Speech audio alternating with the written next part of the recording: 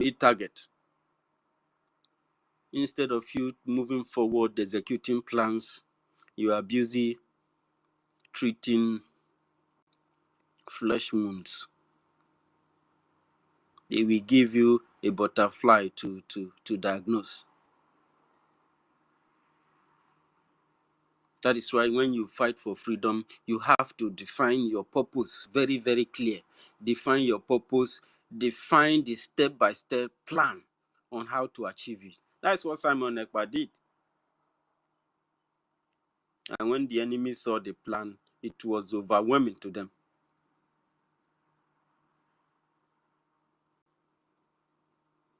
They were amazed. When Simon unveiled the plan, the whole place was on fire. It was from, they were traveling from France, UK, France, UK, France, UK. They were traveling. They were having meetings. They were in confusion for 2 years.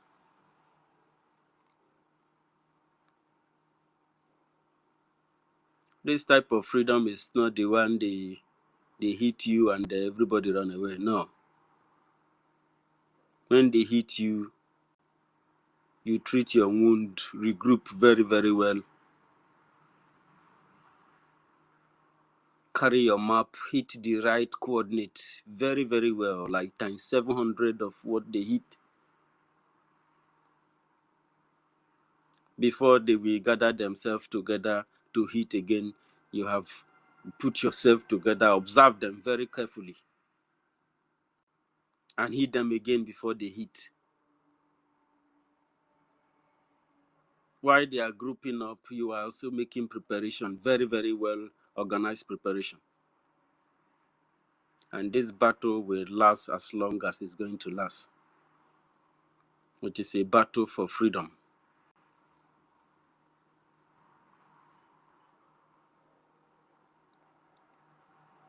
It is a war against our existence. It is a fight against our way of life. They hate us because of who we are. They divided us across tribal lines.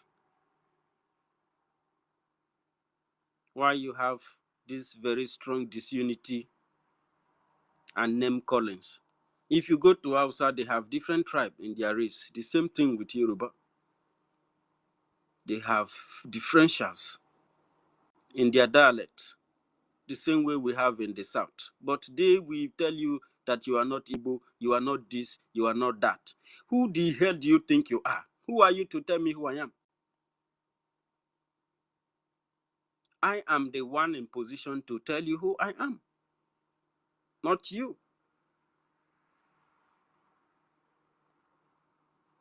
You are not in position to decide how I should feel and how I should not feel. They prey on this tribal division, tribalism. They never had any goal. They never had any plan to build anything. They never have any ambition. Call one of the politicians or one of the governor. Ask him what is he building on? What is Nigeria building on? As even a state governor, what are you working on? What project? What do you think that this land, these people, or the people of this state deserved? Do you know how they feel? Do you know how they survive? Do you know what are their wishes? Have you ever organized a state or community conference, a town hall meeting with these people? Have you ever one day visit some village or some communities, have dinner with some villagers? But you claim that you are their governor. You claim that you are their king. Have you ever, since they tell you that terrorists are in the farm, people cannot go to their farm? If you must go, you must not go alone. Have you tried to visit those places to really see what these people are? Of course, even with your bodyguards and all those people carrying guns with you, they will still kidnap you and you'll pay ransom. The people are suffering. The people need a new life. One problem some people have, people are afraid of change. They don't like change. Yeah, if the change comes, they will be able to adapt. They don't believe that they will be able to adapt. And this particular spirit exists among our Yoruba brothers and sisters. They are very, very skeptical about change. They don't know how they will survive. Even some of them used to bring some sheepish argument like, we are married across tribal lines and ethnic lines. So what is going to happen to our families? But some of you are married to Germans. Some of you are married to Americans. This is even far away from Africa. And you are succeeding, you are surviving.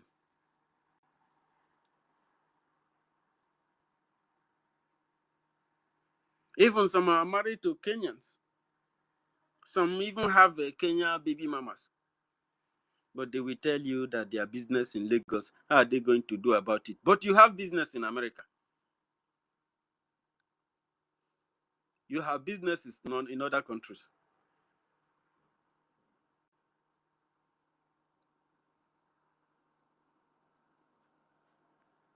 You are asking them to give you support or give you this. Anytime they will consider giving you support, they will give you freedom. The Bible said, in all things, ask for wisdom. In the situation of Nigeria, the only thing you can ask for is freedom. Because it's somebody who is holding your thing, is helping you to look for it. You will never find it.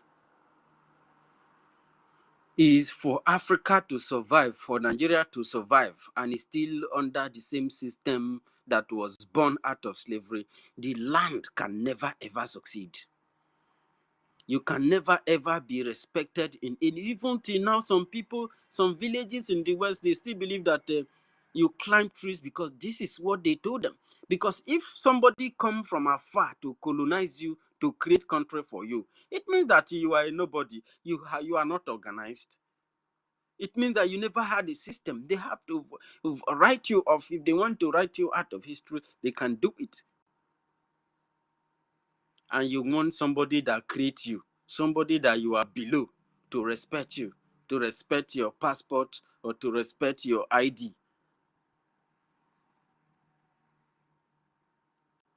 If you go to the airport, he can decide to frustrate you, tell you, oh, you are from Nigeria, wait this way. Oh, your passport, okay. He will begin to ask you a question. And then you lose your flight. You will lose respect. You know, every Nigerian faces humiliation. Anybody with those their identity, because it's a false identity. You cannot deny the natural identity of your ancestors and succeed. You can never ever succeed.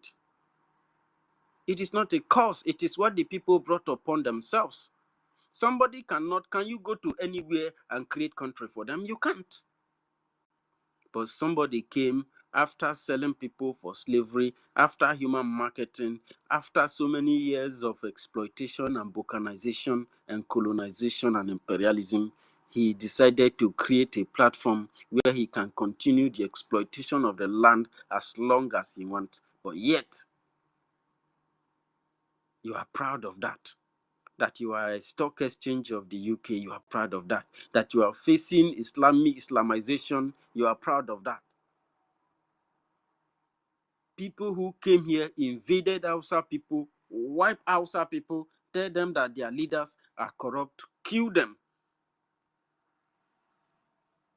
Hausa people have so much respect for these people. They even applaud them. They even accepted their religion. Their own religion as Hausa people does not matter. It never worth anything. Their tradition, African tradition, was a bullshit. It was dirty. He needed to repent from it so that he can see light. This is unbelievable. Unbelievable. This is painful. If you actually understand what it means, this is your being, where you started life from. For somebody to come and recreate you and tell you that you were a nobody, you never had a history. Your history started from his own dream. What he dreamed, he created his own dream, and you are living in another man's dream. And you as a people no longer have identity. It is his own dream that identify you and made you who you are, and you carry it as a passport, and you are complaining that they detain you, they check your passport, you were embarrassed, you missed your flight. This is the life, the future they want for you and your children and your family. This is your class. Because you accepted slavery as an identity. Oh, Lord Lugard created Nigeria, and Flora Shaw named the name Nigeria. Wow. And you are carrying that passport, you are carrying that identity, and you are proud of it. And they say, oh, Nigeria is very rich in the oil and resources, but it is a third world country because the leaders are corrupt. Your leaders are corrupt. If somebody create a country after enslaving the people for so many years, and then create his own business organization, Royal Niger Limited. And then he come again, he say, no, we don't want you to be Royal Niger. It looks like it's like these people, they will, if they will find out this one day and begin to fight against it. Let us give them protection. So, okay, we are creating the Northern Protectorate and the Southern Protectorate. Who are you protecting us from? From yourself? You are the one who come here slaughtering women and children, kill people. You begin to pack people inside the ship. You begin to balkanize the land. You begin to harvest resources. Even artifacts, things that the people have used to build the land. You destroyed the wall. You break down the wall. You took all the materials, everything, their civilization. You damage them. You alter everything. You change the demography of the land. Now you are coming again to say that you want to create protection, northern and south. Then you come again. It's like the resistance is creating another group of resistance. People are dying too much. After that human slaughtering, you now find out that you have to amalgamate these people. Our business in the Southern Protectorate is progressing, but the one in the Northern Protectorate is not progressing very well. Let us merge them so that the ideas of these people from the South can use it to work for the North. But you have a different agreement with some group of invaders. Their mission is to conquer the land for for Prophet Muhammad. Your mission is to continue to exploit the resources of the land, and you join the amalgamation. You never told the people the idea behind it, and the people were never present. You just do it because you have weapons in your hand and enforce it on the people. Some villagers never knew that they were their name of their country is Nigeria for after so many years. This is the highest shame. The creation of the Nigeria is the highest shame to Africa in history. This shows how senseless that Africans never really they were really colonized. These are all at an attempt at proving that these people never really had brain, never really had civilization. And the Fulefus are, they are proud of it somehow. And these creators will really look them and say, oh, this is our creature. It's amazing.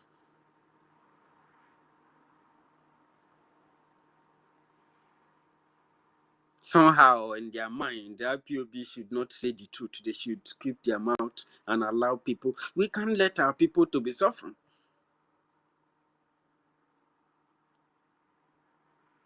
It's just like somebody who is in the cage, in hostage. They bring key for freedom and bring food.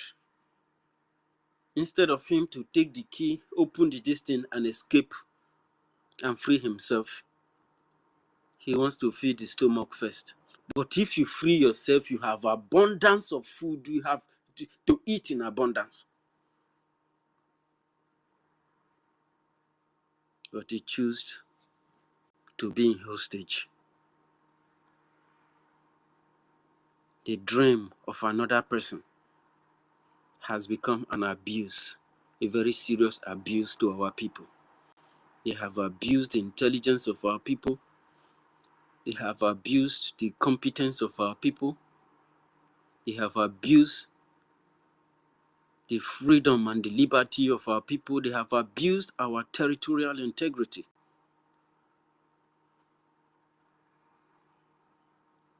They have abused us as human species. This very life form in Africa, it's horrible. It's horrible. There is no ability to be reasonable. Some people don't even want to listen to you. They think that in their mind you are just making noise. You don't know what you are talking about. You are just a terrorist. They said IPOB is a terrorist. For telling them that they are in hostage and the only thing they needed most now is freedom.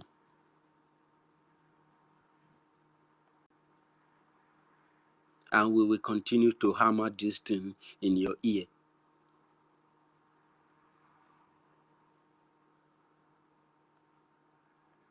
We will continue to preach it. You will continue to hear our voice, because this is the voice of salvation, the voice of freedom. And for the people who are occupying our territory, trying to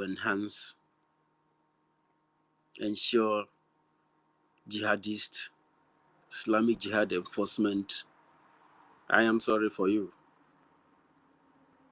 because we are going to defend ourselves very, very extremely until your presence are no longer found in our territory. Then we begin to install the transition government for Biafran people.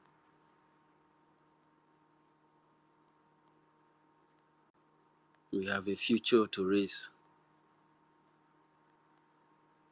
I salute all the Biafrans that have joined this very special broadcast again today. It is your one and only chamber where you learn this, where we learn this, our lectures about our environment, about our freedom, about our liberation. Because this is the time for freedom, this is the time for liberation of Ndi Boili. This is the time for salvation of Biafran people who have been oppressed for so many years. We can see our bright future in Biafra. It's shining, it's waiting. God has given us victory. Only a little push to ensure that we make sure the prophecy of God comes to pass. Oyendu said that all the prophecy he has made has come to pass. And this year, last year, we have redeclared Biafra. This is the very important moment in history of Biafran people. The very moment the enemy decided to attack. It was a very severe attack against the Biafran Republic government in exile.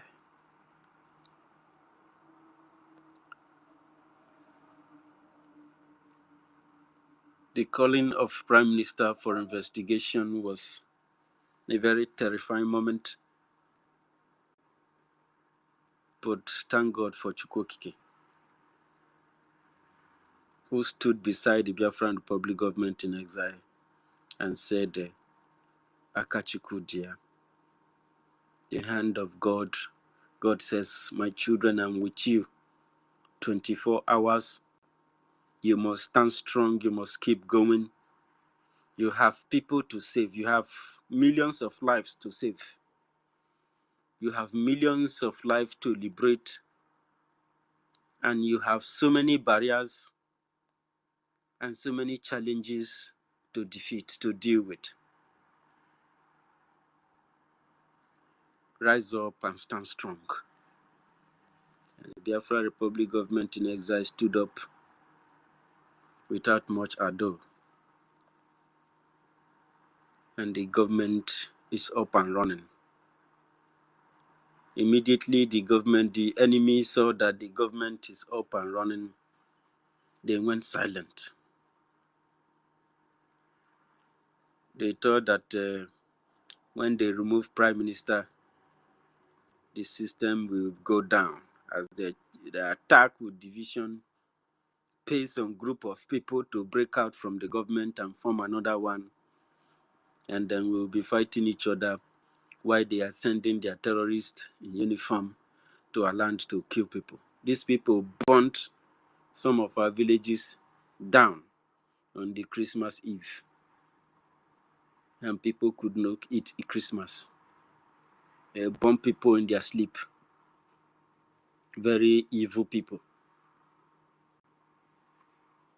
And that is why their life are no better. Soludo is not sleeping because he knows that something iron is coming to hit him.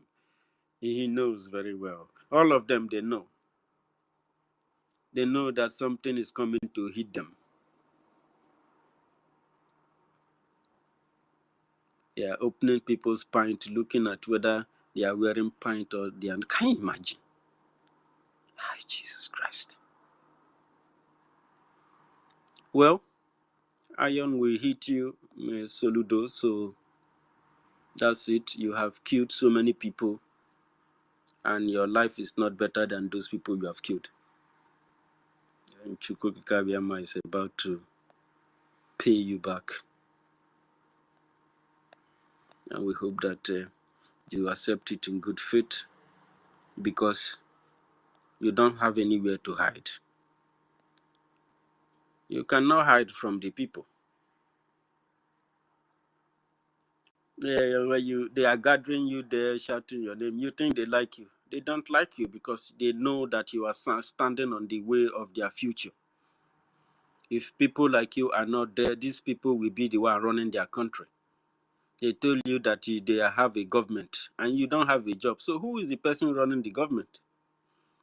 Who is the government? Who is the government working for? Who is working in the government office if the people do not have a job?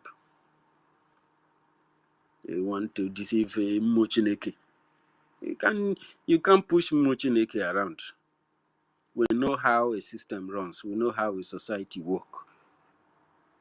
You know how many jobs is in the government? Except if you have a lot of ghost workers that cannot be seen. Thank you so much, Biafran people. I welcome all of you. 1 million Kowanine. 1 million Alwangwene. Simon Ekba Doni. Is it done? May Chukwukabiyama bless you. Emeka Rago, my lovely brother. God bless you. Enrico, Dr. Tutos, and Dr. Ben Wabo, the leader of Godomigodo Biafra in exile. Dr. Obe Chicago, Simon Ekpa, Dr. Casey, Dr. Uwanyi to go, Dr. BLM, Kowanine, Dr. Free Energy Tech, Dr. Wise, Simon Ekpa, Freedom for All, Dr. Oshuko Onyovo, Dr. Helen Peters Onyovo, and Dr. Iketwai Kowanine, Dr. Onyejuwakani, Dr. Chooks Akalmeze, Dr. Egoigwe Kowanine, Dr. Toti Vayo, Dr. NGOZI Chukwuka, Kuwanine, Chukwuka Biama, bless you. Dr.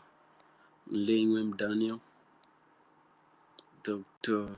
Chizoba Chukwu, Chukwuka Biama, bless you. BMO, Dr. Bao Bao, evil will kill her. She has failed. Dr. Charles Oji, Kuwanine, Dr. Nwa Biafra, and Dr. Simon Ekba, Love Point 2, Simba, Dr. Chisom, Dr. Mercy, 334.227, Dr. Amy Nwachukwu, Dr. Adam Sky,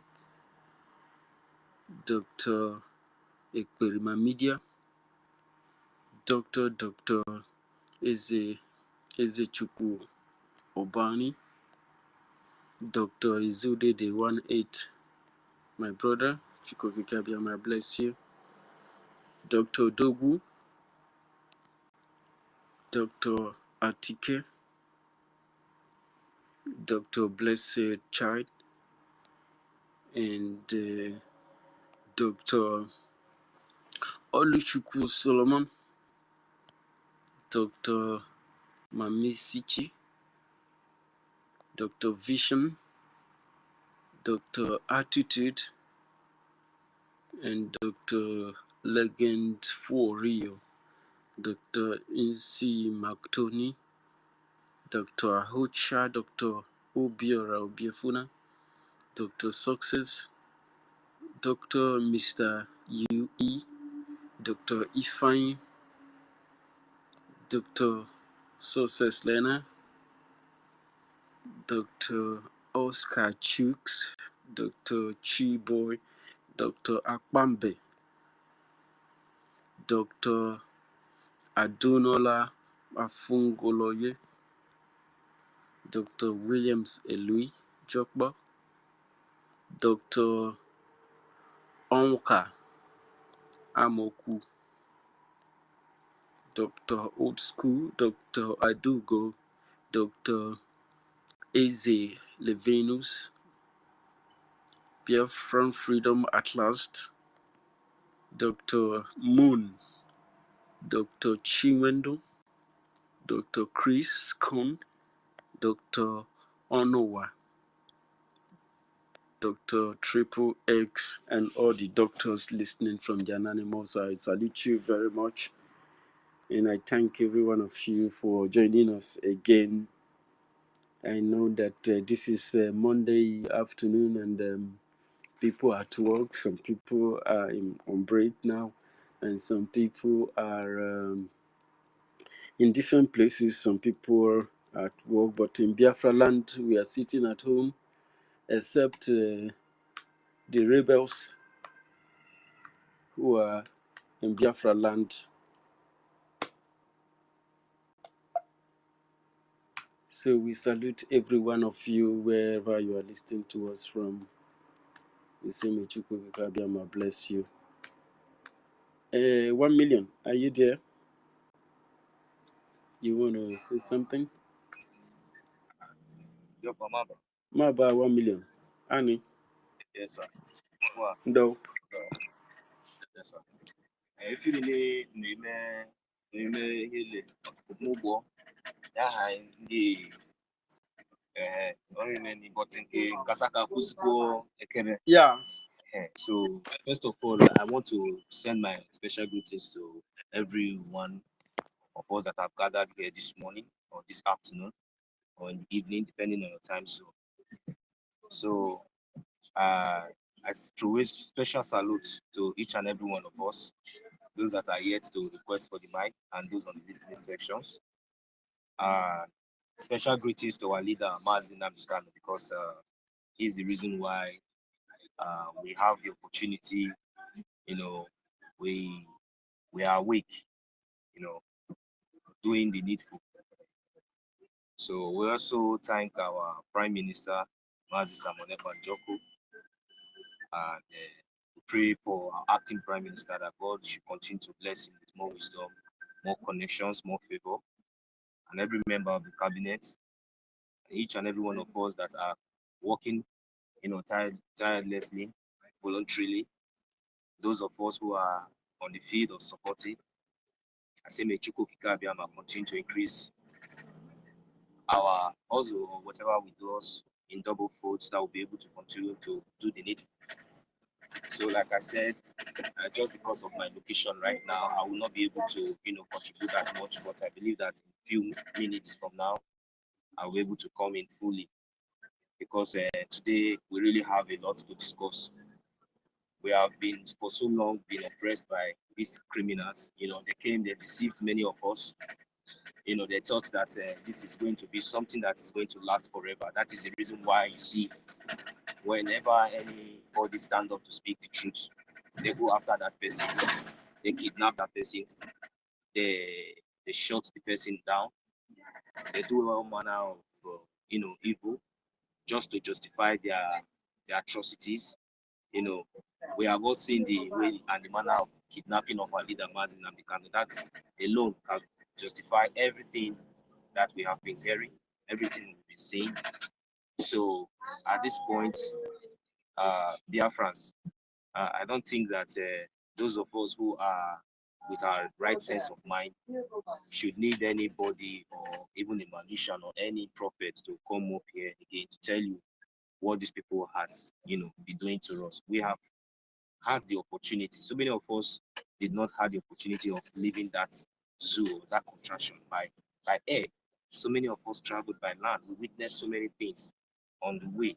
Even those of us who even traveled by air knows how much stress and what they went through even before they could succeed. Those vulnerable ones, not those ones that their fathers are criminals too. That are part of the invaders too.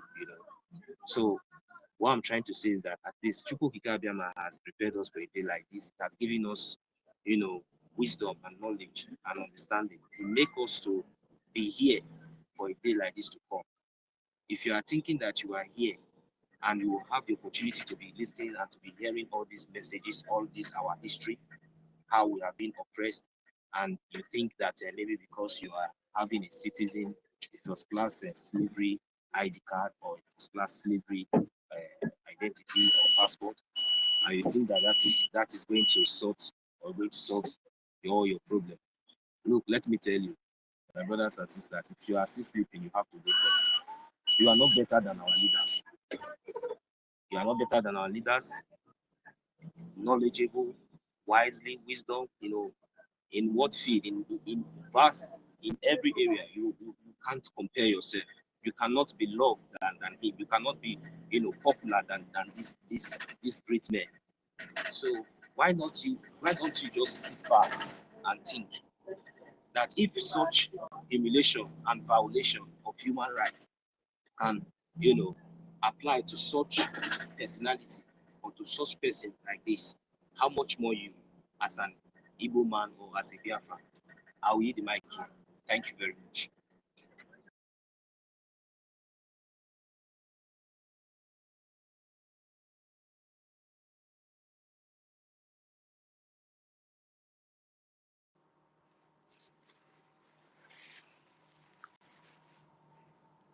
Um, 1 million, you don't finish.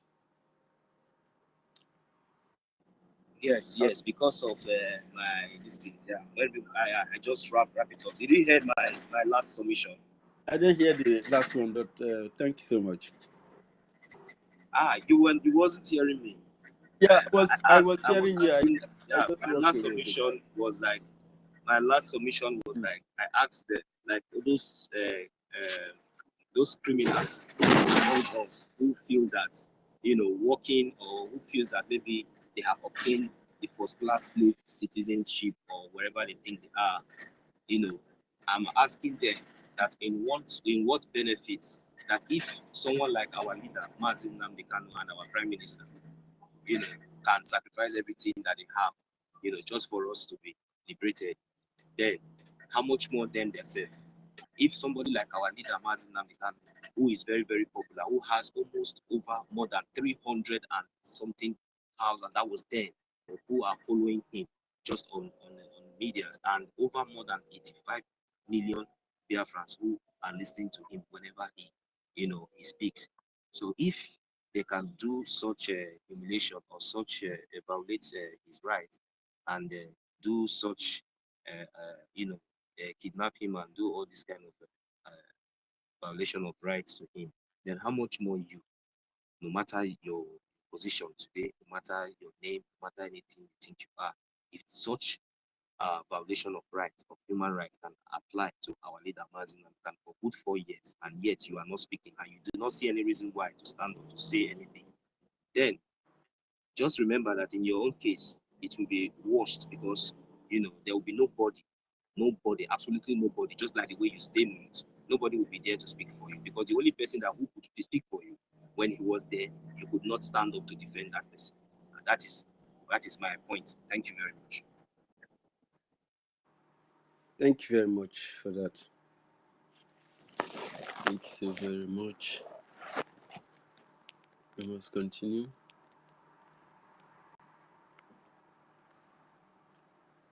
Biafrans request for mic. We are here. Let me play this. Let us finish the record of Oyendo. Okay.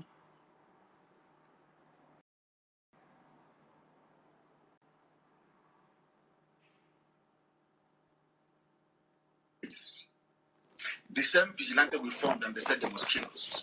Now they have formed in every state to take over your land, to rape your mothers, to abduct your daughters, and forcibly marry them away to their fellow Janjaweed.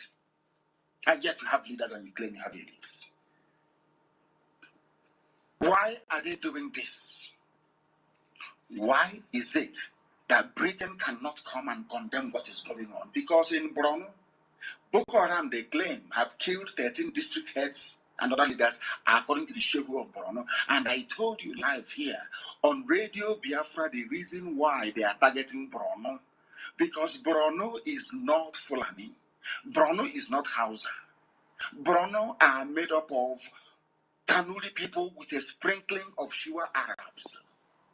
They have been resisting Fulani insurgency for centuries. That's why they will take it over. Some of you don't know.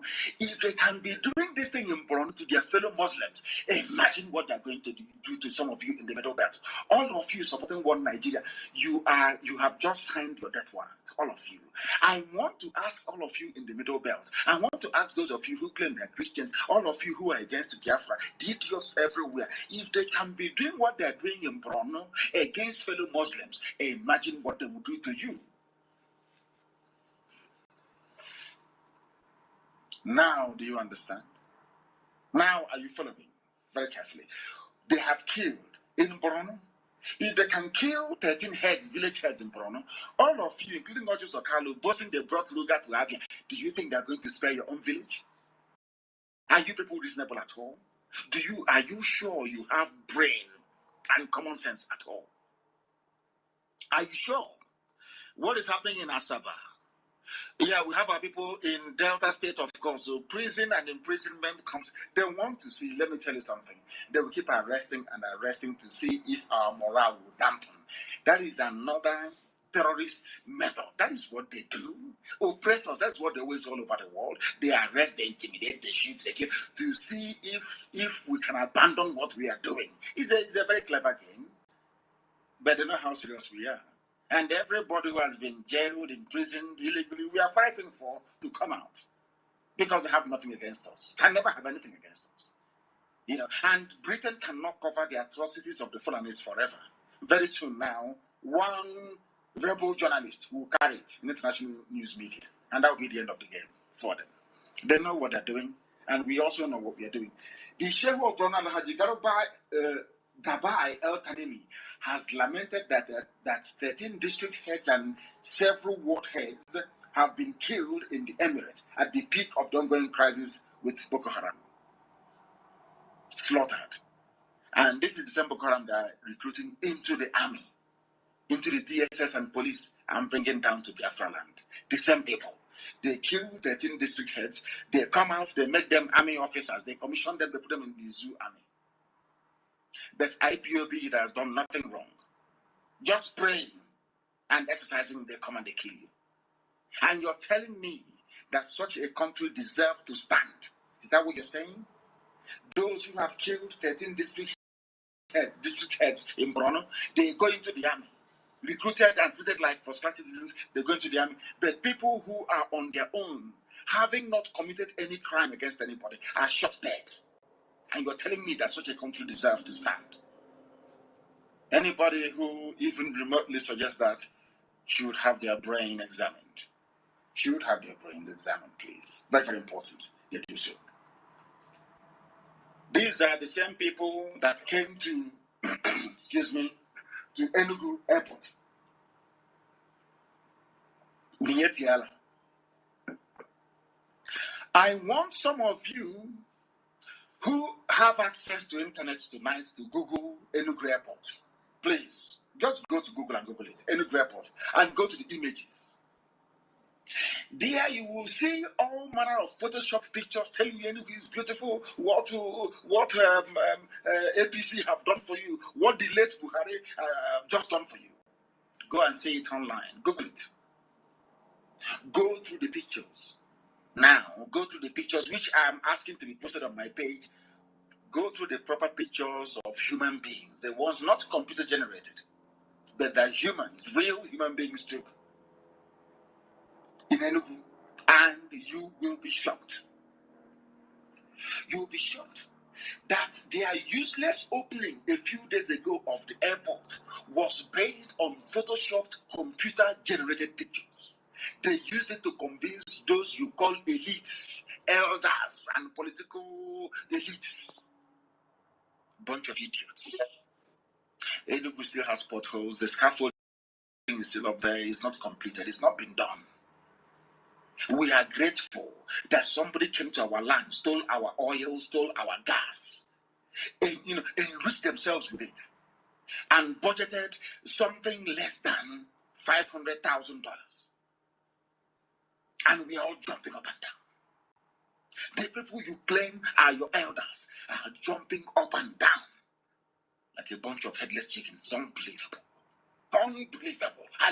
And people will be wondering if these are their elites. That's what Fulanis are saying. If these are their elites behaving like this, that means the ordinary rank and file are useless now. We can go and take over their land. If we can deceive them with Photoshop pictures of Enugu, when they landed, they saw that the whole place. But in order to collect favor from Fulani and dishonor the memory of their children that were slain in Enugu, they had to come. Are these the type of people you want me to respect? People who don't even know the meaning of respect. People who are so foolish that the person that killed their children asked them to come. Oh, come, let's run to the grave of your children and dance. And they joined. Are these the elders you want me to respect? Are these elders, I'm asking you? Inquiry hasn't been set up. No inquiry into the death of innocent people. None. As I'm speaking to you, they are busy arresting, killing extrajudicially everywhere. They cannot say a word. And you want me to respect them? I think we all need our heads examined here, I believe. These are the so-called elders and political leaders helping Fulani terrorists to deceive their own people. You are helping a terrorist to deceive your people. Who can recall, apart from myself, who else can recall a worse set of leaders than the people that we have now in our land? Who can recall? None. We are facing a lot of enemies everywhere. The Fulanis, they have the money. We don't. They are bribing, and they have the clout of Britain behind them. Britain will always support Fulani. They have the clout of Britain behind them. Britain wants the zoo to stand because they can steal oil and gas for free. They know that. Everybody knows that. Who doesn't know? Unless you're a fool. Who doesn't know? Unless you're a pretender. Our brother Anyango Justice, he went and he wrote, and I want it posted. I went to see for myself. They commissioned the local airport as our eastern brothers are propagating its completion. Behold, the entrance and the ceiling has fallen this morning, and the surrounding structures are far from being completed. I was taciturn and termed it self-victimization. Our people, those you call your leaders and your elders, they are the ones victimizing you, not even Fulani. The worst set of people on the face of the earth. Enugu hasn't been completed. And they know it. Yet they can. To deceive themselves and their children. Imagine an elder deceiving his children. This is the worst. I have never seen anything like this in my life. An elder helping an oppressor to deceive his own children. I have never come across such a thing in my life. Only this set. Please publish the pictures that the world may know that what I'm saying is the truth. Enugu Airport hasn't been completed. Only one single one refurbishment. And they wanted to make our lives hell. That was why they shut it down. And those you call the elders are clapping because of promises made to them, because they have been held down in compromising positions, because some of them abandoned their possessions in the north. These are the idiots they imposed on us as our leaders. Look at the mess we are in today. Helping a terrorist and a terrorist who is an oppressor to deceive your own people. I challenge all of them from Ngidi, all of them that went to that rubbish. Is that airport completed? Is it complete? If it's not complete, then what were you doing there? What? Just to deceive people. These are the elite. Oh God in heaven. They hurriedly put together that nonsense, what they call farcical reopening of the airport to deflect our attention away from those they killed at Yemen, to tell you that those you call your elders are the ones supporting Fulani to be killing us. They are the ones supporting them. That is why till now there is no inquiry. Till today, no inquiry whatsoever. Those who couldn't condemn the killings, we are seen at Enugu Airport making a fool of themselves. They claim they couldn't condemn the killings. Of course they couldn't. They don't have the moral fiber nor the liver to do so. And you want to be a leader. You want to contest for presidency. You cannot condemn the killing of your people. That means you sacrifice all of us now. Even Huriwa have now come out to say they are flaying, but there is no Buhari. You claim you're flaying the mask wearer. Southeast politicians over innovation. Now, the human rights group, the Human Rights Association of Nigeria has carpeted the government of President Muhammadu Buhari and Southeast politicians for deceiving the people of the region by going ahead to commission the EKID International Airport, whose renovation works have not even reached a significant proportion or percentage. The work hasn't even started. They are coming to commission it. This is Huriwa, not IPOB. In other words, the Ohanese and their politicians are actively deceiving their own people. These are leaders. They're there to deceive their own people. Fulani gave them money. It's a shame, isn't it? A very big shame. A very massive shame. That tells you all you need to know about these people. Those that call themselves elders, it tells you all you need to know about them. Evil to the core. What them and their family will eat, that is what matters to them. Everything else is nonsense. Are these the type of leaders you need to go and face Fulani? That are intent, hell-bent on conquering you? Are these the type of leaders that can take you to war? These people, uncompleted building, not the scaffolding is still there. They came to deceive their own people. The same people that asked them, that said, represent us, they have come to deceive. This is Huriwa, it's also dismissed as sycophantic rhetoric and praise heaped on whoever they claim is Buhari by some political nitwits of Southeast. When we insult them, insulting them, I love what Fury was said about. They admit these are inconsequential fools. They are fools. They have forgotten if we wanted to make IPOB very rich, this nonsense they're doing, we'll be doing it with them. And the Fulani will be giving us all the money in the world. Look at how foolish they are. They are nitwits. All, with the exception of Abaribe, all these idiots, they call politicians, they are lily-livered cowards. They are nothing. They are wretched, money-hungry, inconsequential fools, all of them. They are fools, all of them. Even Huriwa. Has Huriwa ever before written such about any other region? It's only them. Men without shame and honor. Idiots everywhere. These are your so-called leaders. Learn how to leaders. These fools without honor. Uncompleted building. And I want this news to go, we talked about it 2 days ago or whatever. I want this news to go viral tonight. Send it to every nincompoop, every fool that refers to these idiots as their leaders. Send it to them. These are leaders coming. There's a saying where we come from, as everybody says all the time, okay, an old man cannot be at home and they go to give birth in Tibet and all that rubbish, nonsense. These ones are now conniving to deceive their own people.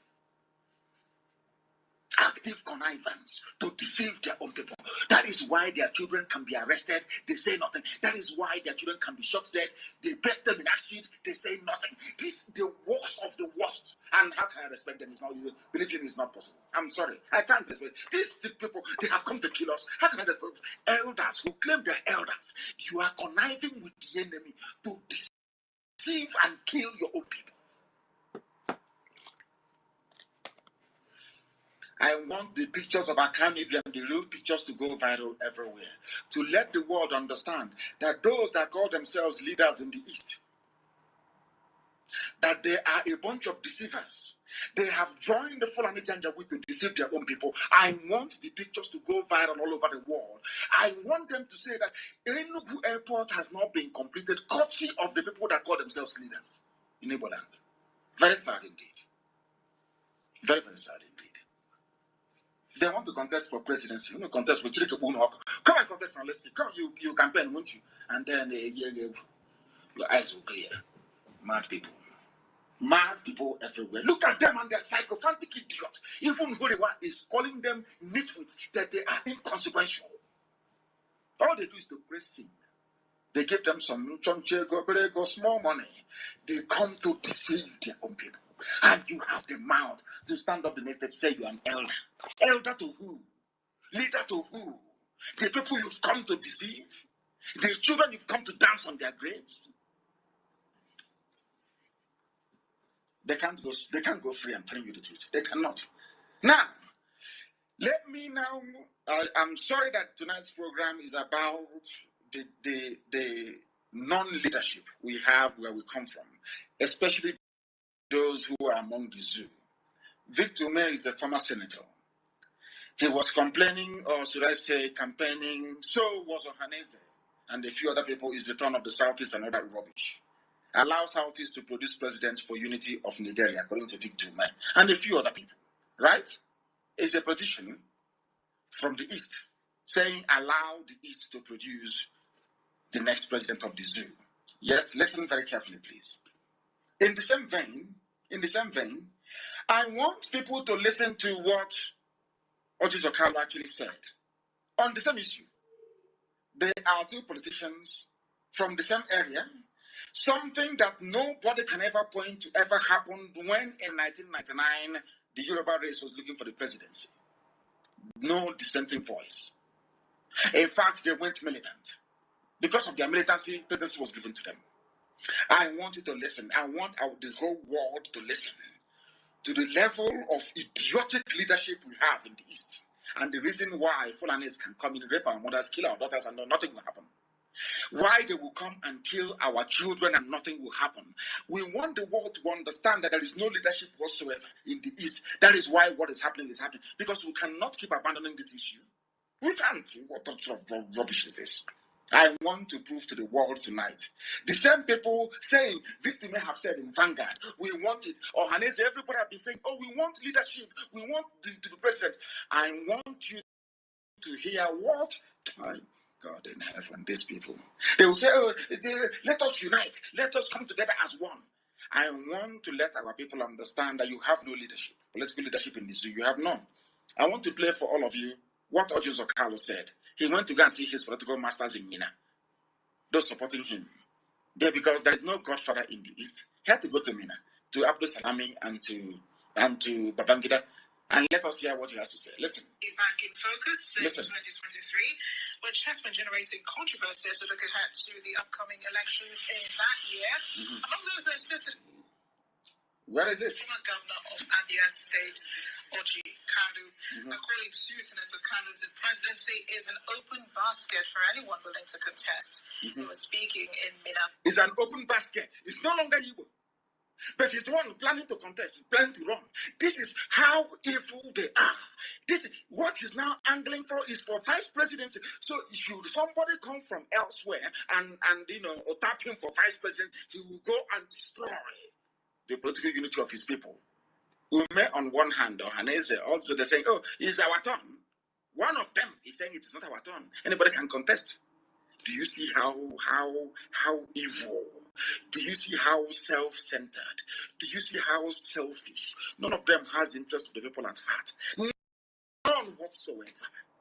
Listen. At the Niger State Capital, after meeting with former heads of state, Generals Ibrahim Babangida and Abdul Salami Abubakar. On the issue of insecurity in the country, Senator Kalu says that there is sabotage in the security system.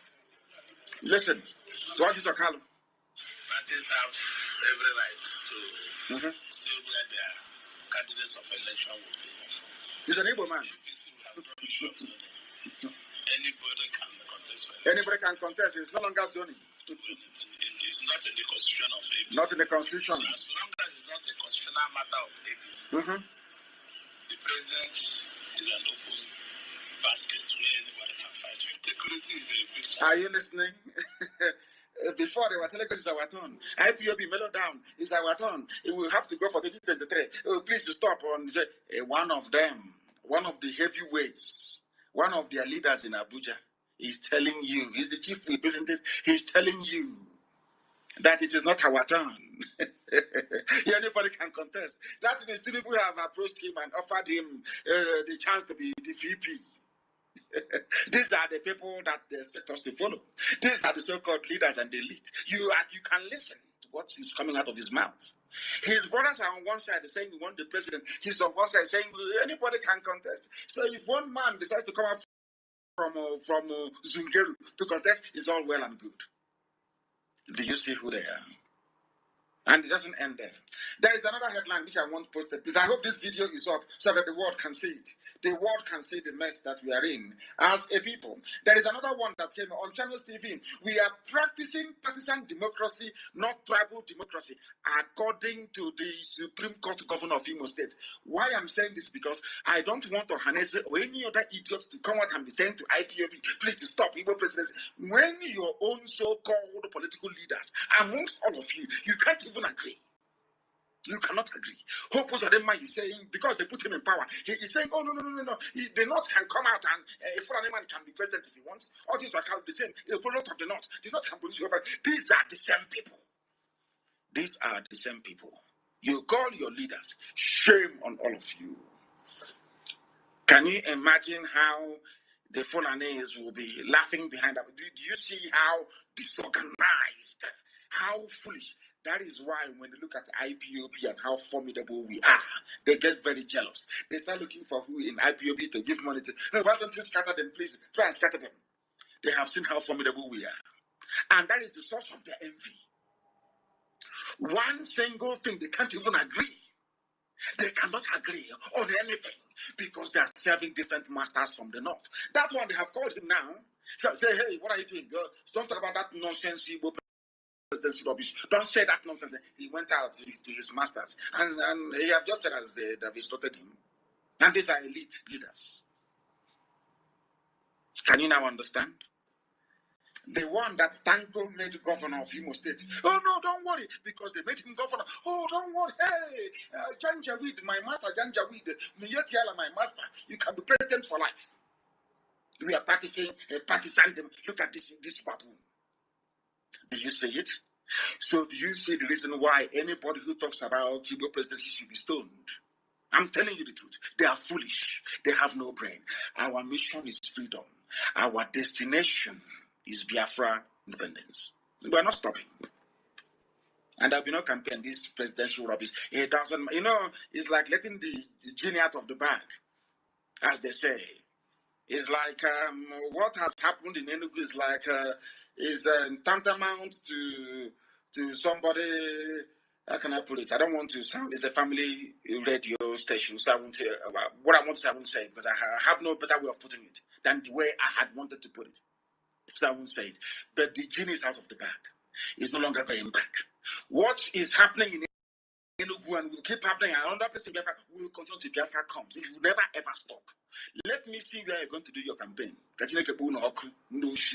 Criminals, a whole Senate chief whip and the governor of a state is coming out and going contrary to what they claimed, all of them claimed was their common interest before. This is the type of leadership you have in our land. Very, very sad indeed. Very, very sad indeed. That is how sad and foolish they all are. When we say stop insulting them, why won't you insult fools like these are idiots? Why won't anybody insult them? Why not? I'm asking you. Why wouldn't somebody insult them? In all their lives, they have nothing to show for their stupidity. Absolutely nothing to show for it. Absolutely nothing. Let us speak through these things, please. Now, somebody is saying presidency from the southeast is no longer feasible. This is another column. Not Kano, I'm Kano KNU. This is Kano KNU. Presidency of the South is not feasible. Do you see how they contradict themselves? Because they are serving different masters from the North. Everywhere, all they do is to offer their services. Oh, Alhaji, I will be your slave. I will be your slave forever. Please make me minister. Please give me contract. I'll be your slave. That's what they do. These are the idiots you call your leaders. They have no honor. When Fulani comes to Nam, they know what to expect. When they go to IPOB, they know what to expect. That is why when they go to these fools, these idiots, they bow before them. They come by, they bribe media, they write rubbish. Apex, number one, Apex movement, garbage. They go and they prostrate before Fulani, begging for contract. And that's why they insult them. They call them on the phone and say, hey, you, are you there? This is the why idiot will come out and talk more rubbish. This idiot is saying a cross-station of politicians are waiting for zoo presidency of Southeast extraction. But this one, his name is, what's his idiot's name? He said his name is, what is his full name now? Chief Emeka Charles Carlo of PDP. He's saying it is not the turn. Nobody should do turn by turn. That is that idiots telling you about presidency. Tomorrow night you hear one. Somebody from somewhere tomorrow will say, it's the presidency. It's time for our presidency. Rubbish. They are doing it to get money. After that, they put money before they change their tone. That's what they do. They know we don't change. They know we are IPOB. We are unstoppable. As somebody wrote, I think it was it Dr. Gweleka that wrote this, the man who said, I love what he wrote actually, and I read it today. I don't know if it's from him or if it's from somebody else. He said, anybody who said the can has scammed him, bring proof and I'll give you ₦1 million. And I will actually add to that as well. He's bringing out 1 million or bring out 2 million, making it 3 million to support Dr. Gweleka. Anybody who can come out and justify any allegation whatsoever against IPOB will give you 3 million in the open. Because we speak the truth. We are whiter than white and whiter than snow. Unblemished. Unblemished. Unblemished. That is why our enemies are afraid of us. If you kill one Fulani, they will revenge. Even if it takes them 100 years, and when they revenge, many of their enemies will go down. If the Fulani today kills 100 Igbo people, there are 10,000 Igbo Efulefus who will go to Facebook and will either be silent or support the killing of their own people. The same way that their leaders are coming to help to deceive them. Your leader is deceiving you. Coming to open Enugu airport, they know hasn't been completed. What other greater deception than that? all they know. Sabo, if you talk rubbish, nonsense to try and distract us. I am believing that God placed a curse on Ndibo. And any day you protest for anything in the zoo, may you be killed by the zoo police. And I say, he said to that. People, I don't blame them. These are people fathered by the Janjaweed during the war. A lot of our women were hungry and they went out, opened up their legs, and they became pregnant. After the war, they said is the Biafran man that owns it. They give them Biafran names, but in real, in real fact, actually, they are from the north, Janjaweed products in our land. They are the fools. Fulani will revenge. Fulani from Mietiala. Nobody has condemned Mietiala. Not the IG of police. Nobody has condemned Mietiala. They are everywhere, killing, raping, maiming, taking over people's land. And all of you are there, sheepishly, talking nonsense about IPO. I said none of you will see Biafra land. I'm telling you the truth. After we are done with the zoo army and zoo police and DSS, possibly if they come down to do their useless arrest, then it will be your turn. There will be no mercy. There will be no mercy. I'm telling you the truth. Sabo, every Sabo knows that will go down. That one is given. They know that very well. It was these same people that proscribed IPOB. It was them that happily proscribing IPOB. And I want people to pay attention. I have nothing against anybody. In fact, I pray for these people to repent from their sins or to become intelligent enough to understand that they are being used against their own people. I pray for them, I'm telling you the truth, to repent from their sins. I'm going to give all of you a very simple example. The way that Obiano was speaking, to prove to you that it was Igbo governors that proscribed IPOB, and they are working with Mieti Yala. That is the funniest part of it. The same Obiano that read out the position of IPOB to the hearing of the world is the one working with Mieti Yala, the fourth most deadly terrorist group in the world. I want you to listen to this. Very, very important, please. That our people may understand what we are saying. We don't hate anybody. I don't hate anybody. But the level of their wickedness is unbelievable. Listen, please. Listen. Listen. I want the world to understand what transpired between us. Listen. Yes? They went to Colombia. They said we were invaded. I went to Colombia. Because they said I cannot come to Colombia. That the army and the police were there, it's everywhere. And I said no, that I will go to Colombia, and I went to Colombia. And I want the whole world to listen to what the governor of Anambra State had to say. The reason for proscribing IPOB, that we went for a rally. I want people to understand the wickedness of those politicians. We went for a rally. Nobody was injured. Nobody said any of their properties was missing. But because we were able to pull more crowd than anybody in the history of zoo politics, envy, jealousy, go and kill them. Kill Nnamdi Kanu and all the people in IPOB. Listen. He said thousands of young people invaded. Disrupt activities. And the continued challenges being posed by These people is IPOB. Challenges posed by IPOB. As this is a governor, Obiano, what are those challenges that IPOB was posing? That we say we want to be free. That Fulani can no longer rule us. Those are the challenges. So to him, it is a challenge. Now listen, please. The Southeast governors, they met yesterday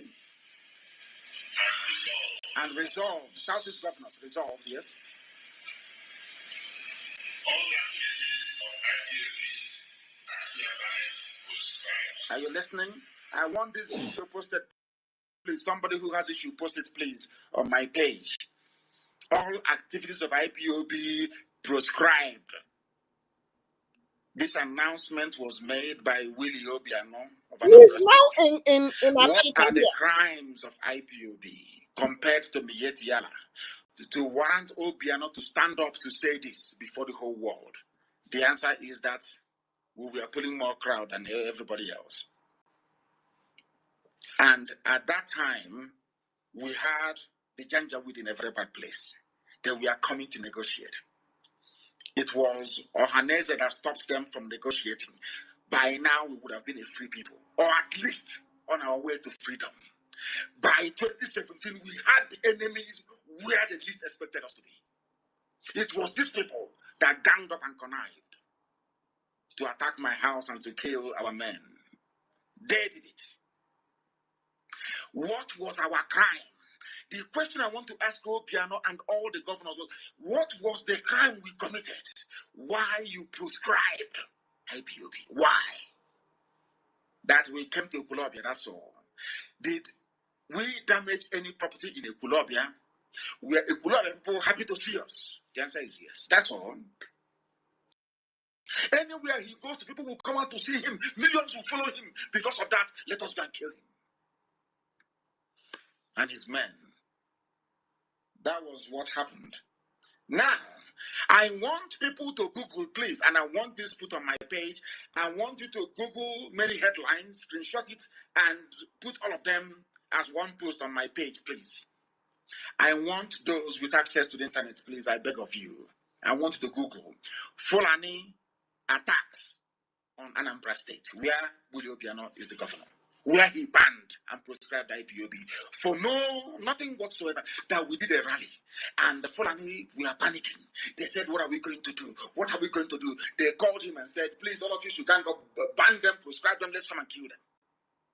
I want everybody here now, listening to me, please, I beg of you, go online in the same Anambra State and Google Fulani attacks in Anambra State. You'll be shocked. Some of the things you will hear is Fulani attack leaves 6 dead, dozens injured in Anambra State. Headsmen attack, army police cordon. Headsmen attack in Anambra, army police cordon off areas in Anambra State. Everything is there. You will see all the headlines of Mietiala attacks on Anambra State. I now want you to compare these attacks on Anambra State by Mietiala Fulani terrorist group with what IPOB did wrong, why IPOB was proscribed. Obiano said that people come from other states, they gather in their own land. They went to Colombia, in their millions. They gathered. That's our crime. Our crime is to hold a rally. What are the crimes of Mieti Yala?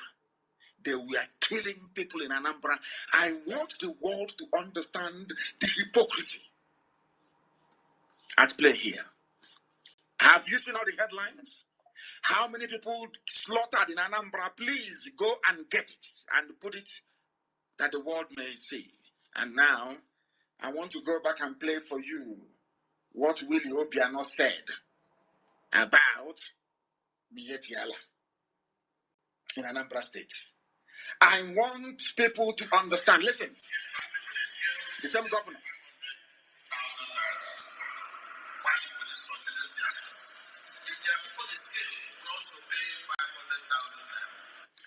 If you kill somebody in Anambra State, they will not call DSS for you, they will not call the army. If Mietiala is to kill anybody, Mietiala will pay 500,000 naira only. No army, no police, no DSS, nothing.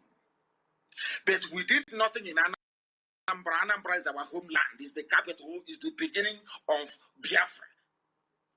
Igbo land is Anambra. We went to our own land. The governor of the place instigated a ban, proscription, and asked the army to come and kill innocent people.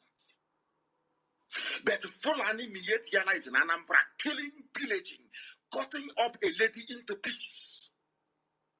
They have not been banned in Anambra. Instead, as Obiano said here, we are working together with him. That Mietiala is in his government. Listen, please. So we have put this very well. I use helicopter every 2 weeks to fly around and see whether there are gatherings of cows or anything. We send the Mietiala, who is my staff. My staff. Mietiala is my staff. Yet they are killing Anambra people are part of the staff of the government. But these are people who were there just rallying should be killed. Are these the type of people you want us to respect and love? As I said, I pray for them to repent. Do you now understand it? I hope it is very clear this evening to our people, to all and sundry, what we are passing through, what IPOB is undergoing, not in the hands of Facebook, of social media, giants and all the rest of them, all over the world, and we are overcoming. The more these problems come, the more I enjoy it. The more we win, the more we wear our enemies down, and the more successful we become. It doesn't daunt me. I'm not daunted. Google it. Before, I want Obiano's statement on Miet Yala as well. Google what Miet Yala has done in Anambra, how many killed, what they have done. These people killing Anambra people are part of the government. They are in Obiano's cabinet, serving Anambra people as killers. But IPOB that did nothing, Anambra is our land, is our homeland. We should be killed. Now you understand it, don't you? As I said, I'm not against anybody. I just want them to repent from their sins. I have nothing against them. I just want them to repent from their sins. That is why our governor in Enugu State, I say our governor because Ugwan in the man is a good man. Ugwan is a nice man. Nobody will say that Ugwan is a troublemaker. He's a nice man. He plays it very safe. He doesn't want to get into anybody's bad shoes, so to speak. He's a very good man. Nobody can blame him. But I was shocked when Governor Ugwani rose up and said, according to, of course, that's the only thing that Punch newspaper, you know that Punch is anti-Biafra, is an anti-Biafra publication. Punch newspaper, anti-Biafra publication. They said Enugu killings, return stolen weapons. Ugwani tells suspects.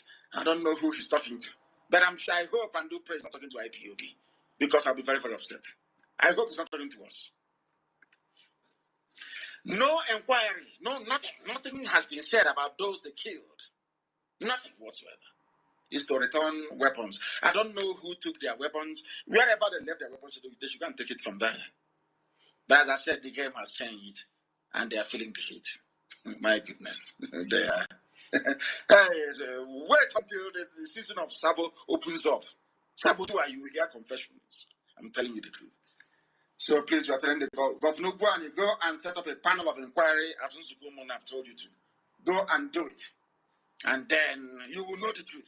That is why they don't want to set up any panel of inquiry. That is why they spend their time and their money campaigning. They don't know how formidable we are. They think if they go and bribe Facebook, they bribe Twitter, they do all these things that somehow they can. You see how foolish they are. My voice is being listened to in over 160 countries on our app right now as we speak. So it doesn't matter what Facebook does. That is rubbish. Absolute rubbish. Our FM is on in Biafra land. Our satellite is on. So the whole world is hearing. And more white people listen to what I preach than black African people. Because they wonder, we never believed any black man can speak this way. That's what they write to me. That's what they tell me. Because I speak the truth.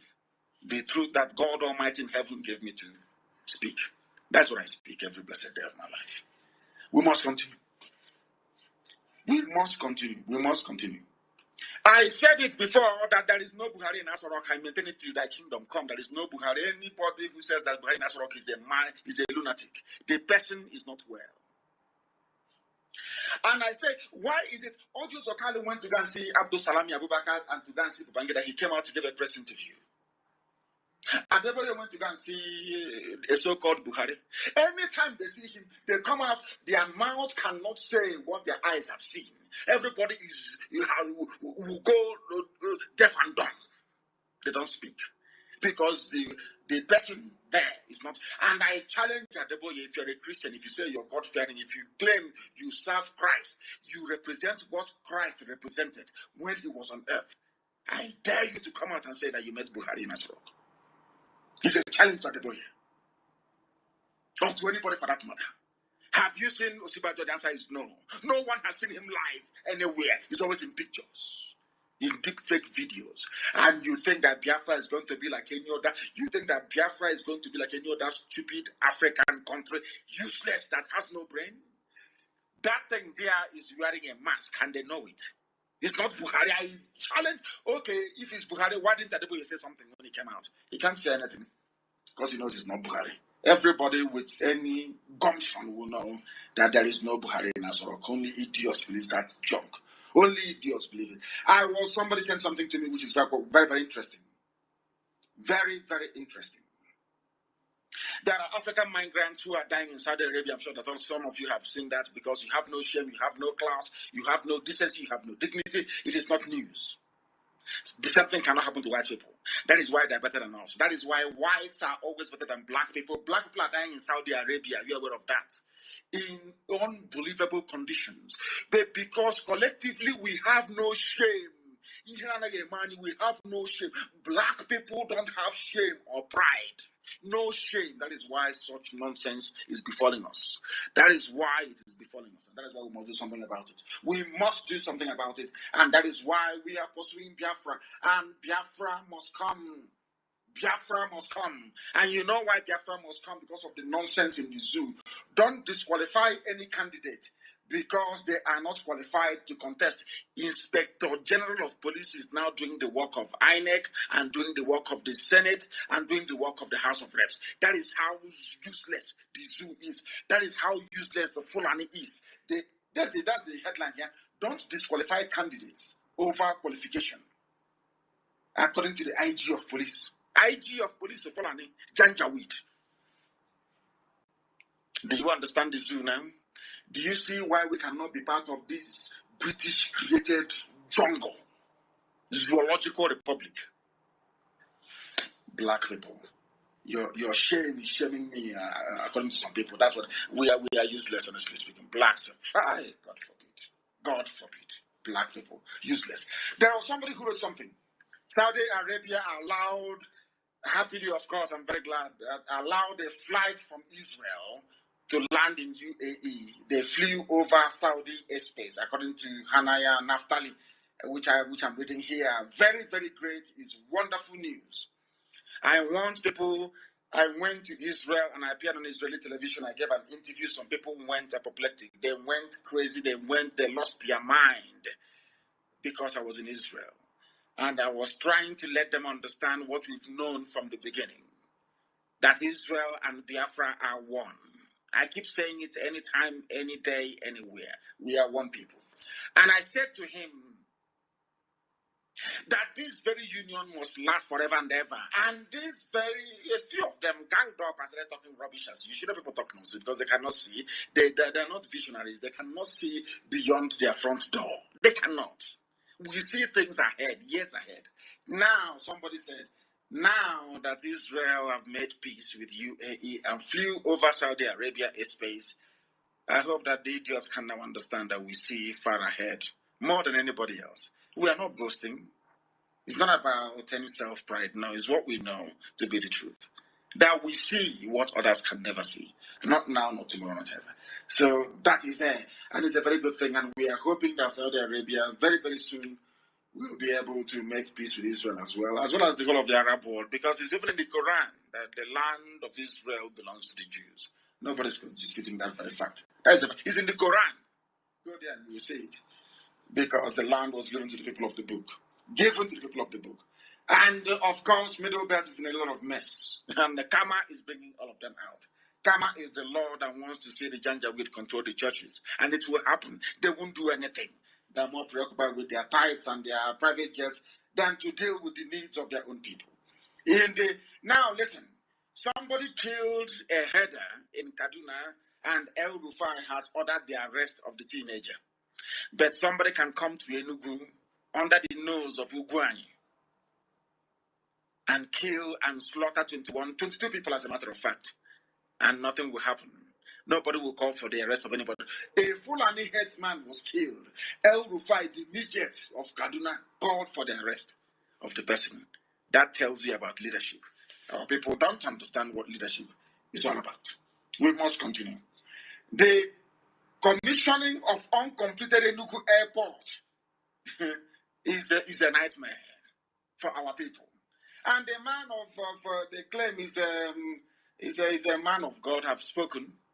And the people are now saying that Southeast politicians are deceptive, they are criminals for agreeing to go to Enugu. Everybody is now writing the same thing, and the Kano IPOB has been telling you since 2012.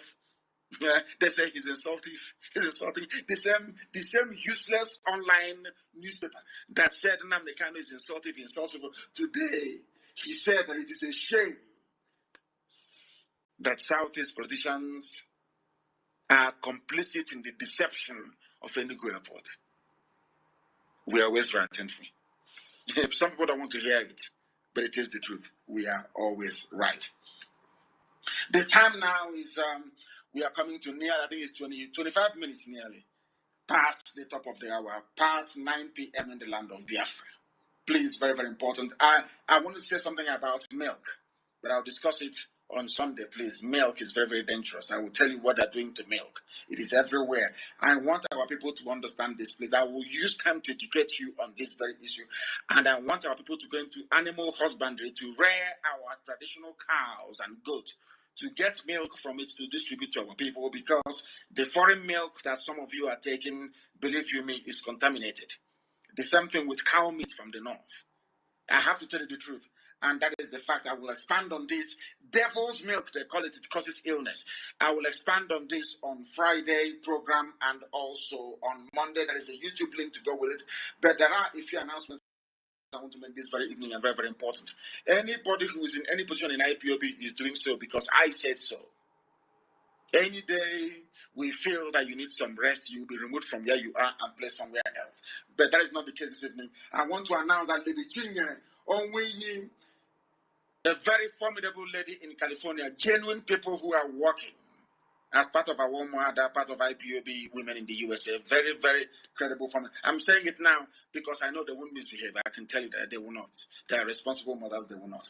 Lady Chinyere Onwini is our new IPOB liaison officer, the whole of the USA.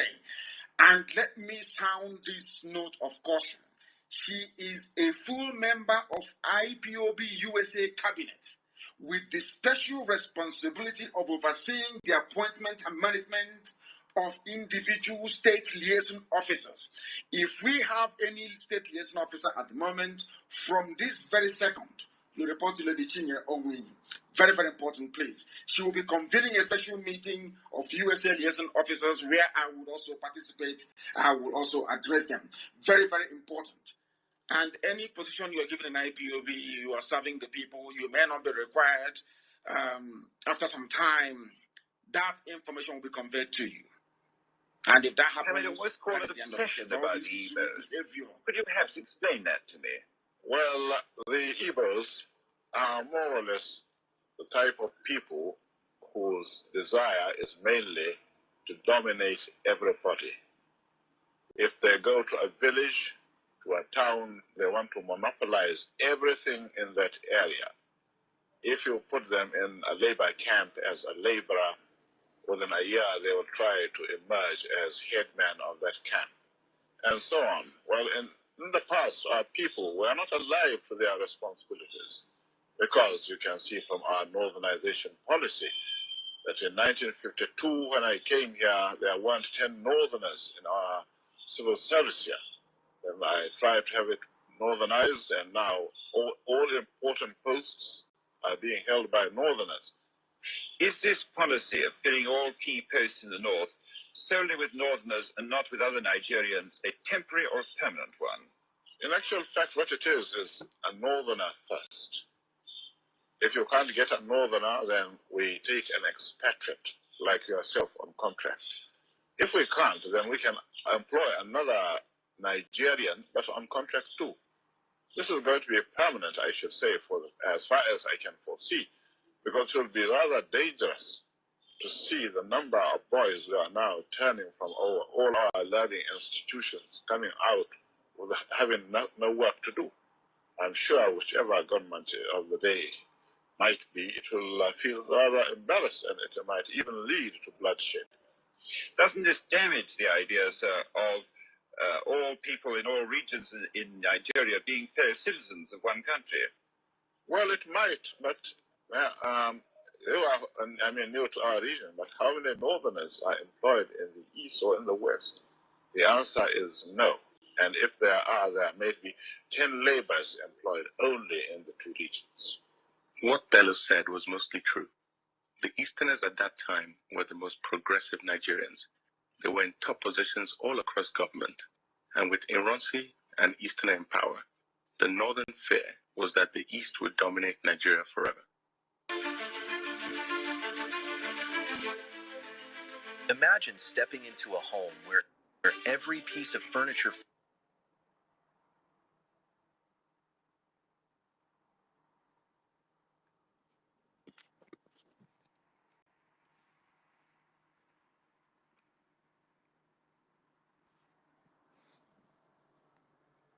Living here is that Northerners seem to have, I might almost call it obsession about the Igbos. Could you perhaps explain that to me? Well, the Igbos are more or less the type of people whose desire is mainly to dominate everybody. Thank you so very much, Biafrans, for continuing to listen to us on this platform. And if you are listening, the last voice we just played is the voice of Ottoman Danfodio, the one that brought Islamic religion into the place they are calling Nigeria today. And this guy was interviewed by one of the colonist media as at that time. And you must also remember that after Nigeria was created, when they came the second time to say that they are forming what they call protection, the protectorate, and they formed the Northern Protectorate before, and they formed the Southern Protectorate, even if that leads to a lot of bloodshed from our people were killed because our people were, disagreeing with the idea because they were asking, who are you protecting us from? From yourself. You're the one who come to this land. After slaughtering people, now you have been able to organize some kind of business and you want us to be part of it. Before you came, there's no evil in this land. And when they formed the Southern Protectorate, our people were very progressive. Our people were very hardworking, and we were heading so many business organizations moving the country because they came back to amalgamate this so-called Northern and the Southern Protectorate in between 1912 and 1914. After they did this creation, our people have to hold their head on to their business and continue to lead the business. And things were progressing because the idea of these creatures from the British that were forming this evil was that the North are not progressive. So they have to amalgamate them so that the South, that is very progressive, can help the North and the West to be able to succeed. So because the British were using their own tax, their own generated tax by their people in Britain, London, to, to build the North. And they were also taking the revenue generated in the South to build the North. So our people were placed in position there by still the same colonists because the people in the North were not able to run their affairs.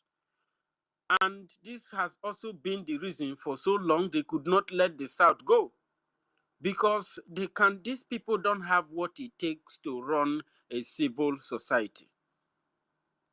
They cannot be able to run themselves. They've been very, very skeptical about it. And you can see the narrative that this man thrown here, that he changed the whole story, that the Igbos are dominant. And that using that word, Igbos, as at that time, was not referring to just people in the southeast. If you are Ijo, you are, in short, when they said they are killing Igbos at that time, some of them were mostly Ijos, Urobos, Edos. But today they have been able to divide the land across tribal line so that to destroy the house and they take the land. He said that instead of them to allow anybody from the south to hold any powerful position or to continue to run the system, it would rather lead to what? Bloodshed. Does anything like this represent one Nigeria? I will replay this man's voice, and somebody will pick this mic here and explain to me what does one Nigeria means to him and what this man has said. And these people had occupied power for so long now. They have really, the so-called Nigerian people have really seen bloodshed upon bloodshed. They even drive their killings from pogrom to genocide. To the extent they even fought war against the country, and some people were just, they were not just a society people, they were just a common slaves, common saboteurs. Do you think that if the zoo terrorists in uniform come to my place, come to Ika land now, that they want to kill me, you think they are going to spare your house? Or you think that they will free you because they come and they kill me? No, your life can never have, even the land will be angry against you,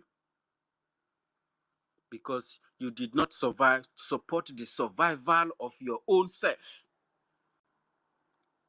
Everything that my people have worked has been for other people, including the one they claim to be Igbo coup, of which many Ika people were involved. We call it Igbo coup. It was for Yoruba people. All the fight, all the bullets we've taken, all the sacrifices that we have made, were for other people in this very evil contraption.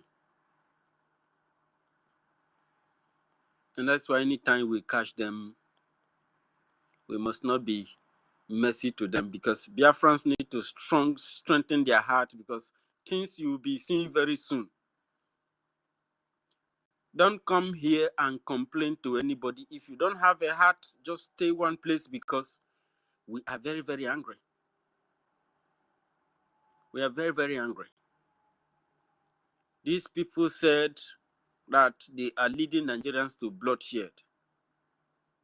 We have to give it to them back. We have been the good guy for so long. The good guys does not remain a good guy. When deception and blackmail and propaganda comes, those who do not see beyond where they sit will be the first to begin to compromise their own. And those those saboteurs, they will die this year. And they will die alongside with the enemy, because the gods of our land is not leaving any single thing behind. And you are going to suffer for so many years, because the more you try to propagate Nigeria in our land, the more catastrophe will be upon you, and the more you try to delay the system, and the more you delay the war. This war has been there. You know, it's when black people are fighting, it's crisis. If it is Oyibo that is fighting, it is called war, because everybody doesn't trust anybody. Everybody is just building equipment for defense. So they have the firepower to do the fight. But these creatures, these oppressed creatures, doesn't have such. They don't have anything to defend themselves. So that is why they rely on people. That's why some of them are thinking that Finland will come and give them freedom. They see Finland talk about Ukraine. Oh, that means Finland understands your situation. It is Biafran people that will secure Biafra for Biafra. Not Finland, not UK, not all those people you are looking up to. If you are not ready to stand up to your challenge, just go home and sit down. If you want to come and play, you want to do Ronu, or you want to do Afonja, just go and relax for house. So, because the people of the land will defend their land and defend their independence. Understand? So don't come to people's land and call people terrorists or tag people names. Don't do that.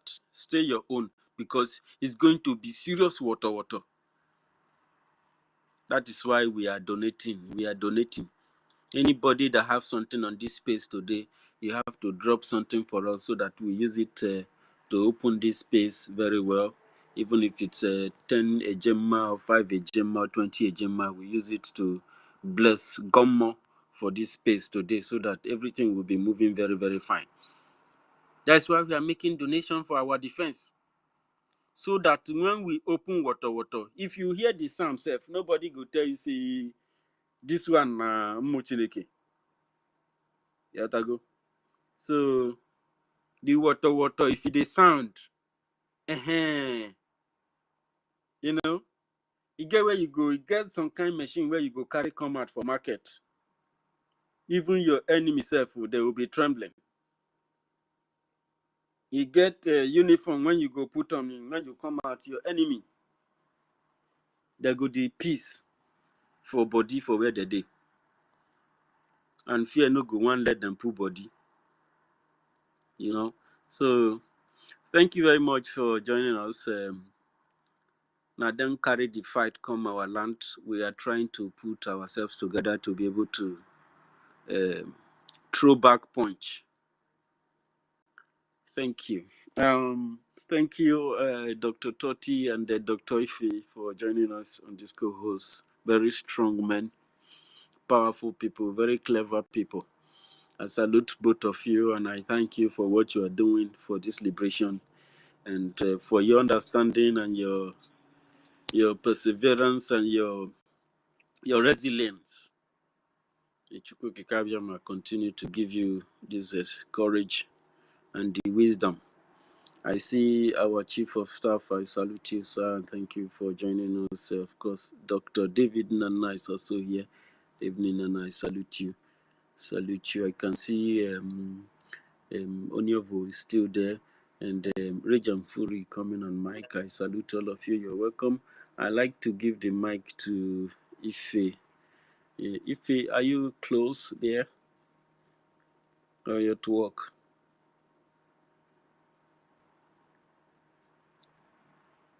All right, Yeah. Ife. Yes. Okay. Jokba. Omava. Mabasa. Hi. Hello. Hello. Greetings from my side. And I thought about university. Did you call me or I did not hear well? why they will No, call first. you? Guys. All right, carry go. I did hear. Greetings. I greet everybody in the house. Small time I go take over. Who won't give you the mic? Greetings, Biafrans and lovers of freedom. I don't really have much to say. You know, with what is happening now, at least you can see that our people, they now started understanding the truth and where the truth is coming from. You know, all this noise everywhere. You know, when you are doing something, sometimes some people will think that you don't know what you are doing, and you can't hide the truth forever. All this noise, shouting, and doing everything to blackmail Biafran Republic government in exile, blackmail APM, blackmail everybody, Minister of Information, Deputy, and all. At least the truth is coming out now, because those who wanted to bring this government down,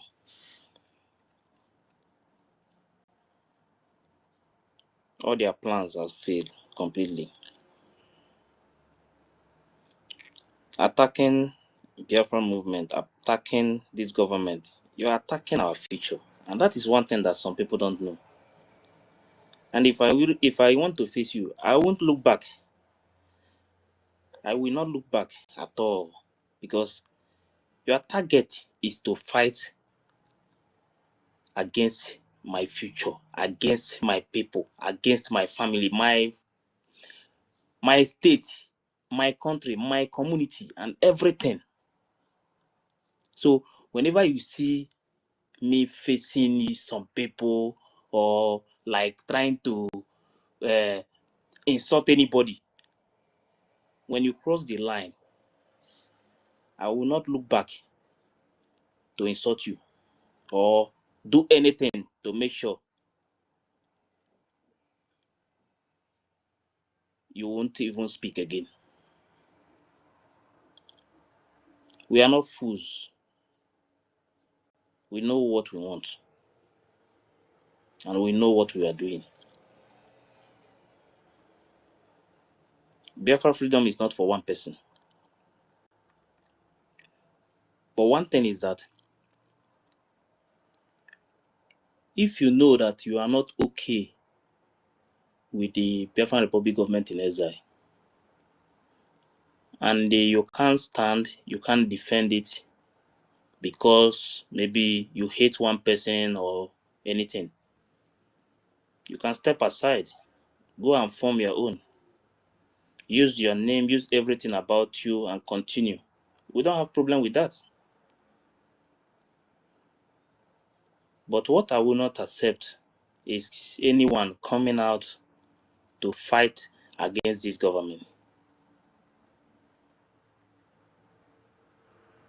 Because if you watch what has been happening, listen to people with what is coming out from their mouths. Not everybody that is shouting Biafra, Biafra is fighting for Biafra. I can tell you that. But I want our people to be very, very strong. Be very strong, no matter what is happening now. You see truth, you can't cover the truth. You pick up mic here, you speak. You think people don't listen to you? People are hearing, they are hearing everything you are saying. People are listening to the breakaway side. They are listening to the Biafran government here.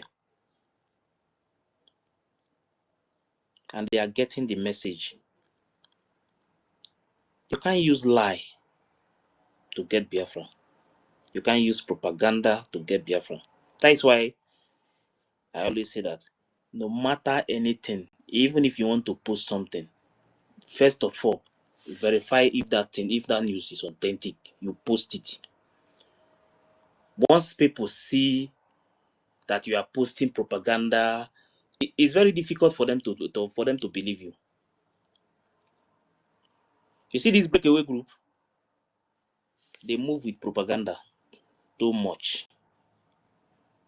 And if you listen to that video that I just posted, wait, I will post the ones that will shock you. If you listen to what that man said,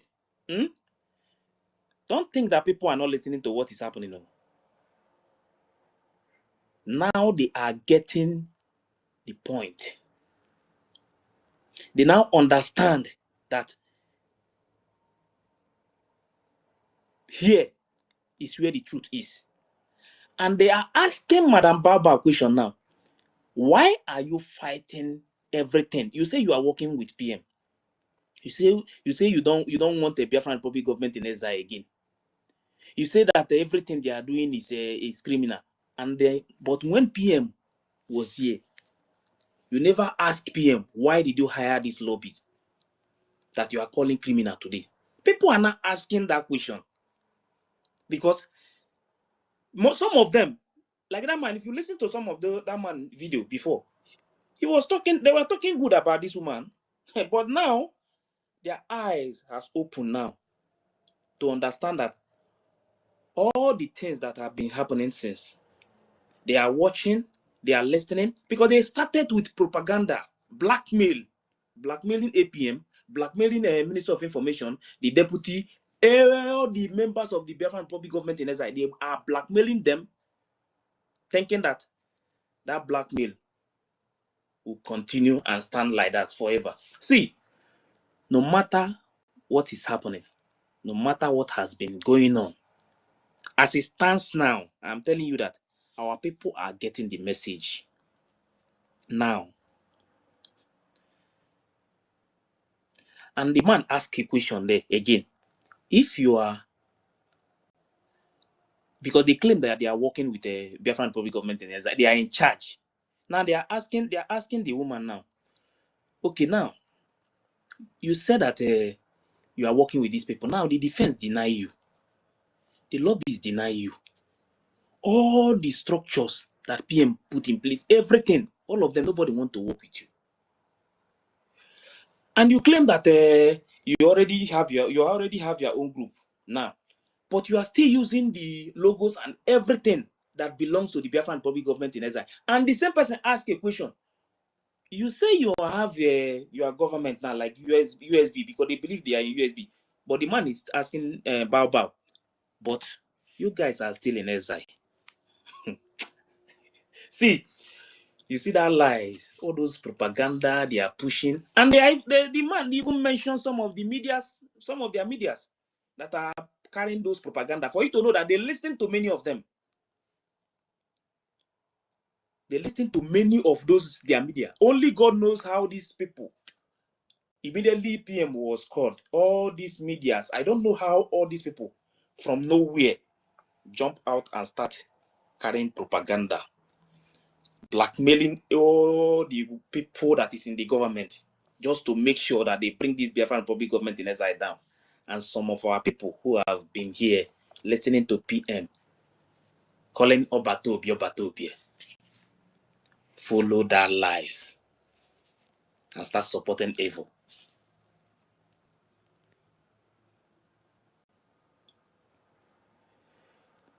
Sometimes we must be very, very careful. Very, very careful. Because if you think that you will bring this government down, you are joking. I can tell you that. God himself is in control of this movement. If you always go back to how it started till now, if God never wanted Biafra to come, all these things you are seeing today, that if they hold this person, another person will take over. If they hold this one, the next person will take over. It won't happen. You understand?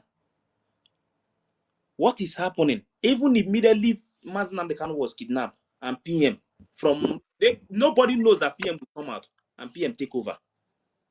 Even that alone will show you that God is in control of this agitation you are seeing. Today, the PM was called. Immediately, PM was called. This Madam Bao want to scatter everything, to tear everything. Now, APM Oginkeri is standing in that gap to make sure that this Biafra movement will never go down. That shows you that God is in control, not human being. All their plans to destroy this government have failed. We see very soon, any moment from now, very soon, you will continue to see how things will continue to change for good for this government.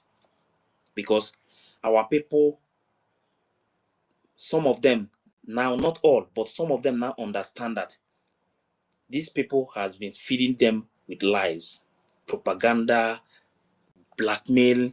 They are blackmailing everybody. And once they see that, you see that confession of independent media, yeah? When that thing started from that beginning, people were thinking that well, let us just forget about everything and focus. No.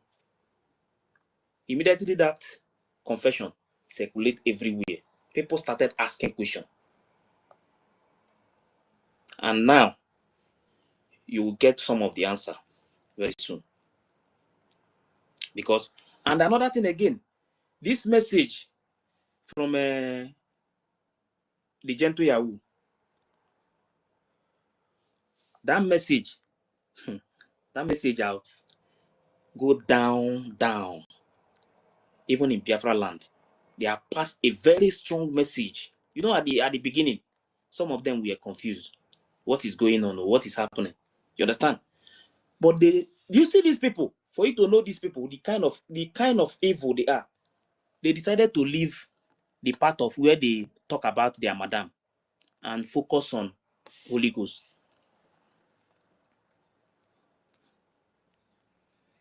But sometimes, you know, this is we are in a war now. different things will be coming out any day, anytime. You understand? When you see something, when you see a message pass, just leave it that way. Focus on what you are doing. Just focus on what you are doing. You know what you are doing. You know what you want. Just focus on that thing that you want, which is the Biafra. Those who pass message, they know the reason why they pass that message.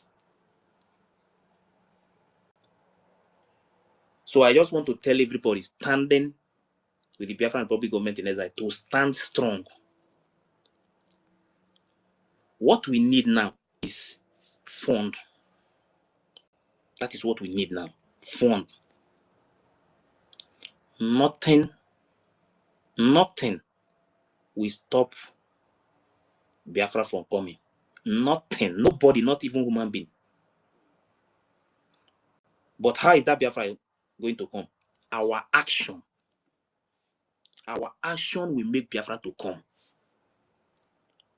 What we are going to do from now will make Biafra to come.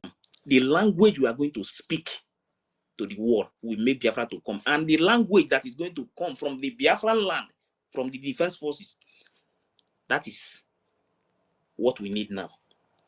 And the only way this thing can happen is money, funding, to fund this liberation. Those defense forces is the most important thing we need now. Fund them. How can fund them? How can we raise this fund? That is what we need now. I don't know how we are going to do it. I know God, Chukwu Abiyama, is in control. But what I want to beg everybody is that the time that we are now, we really need to preach more about funding. Create more awareness. How can we get this fund? To put our enemies in shame. How can we raise funds?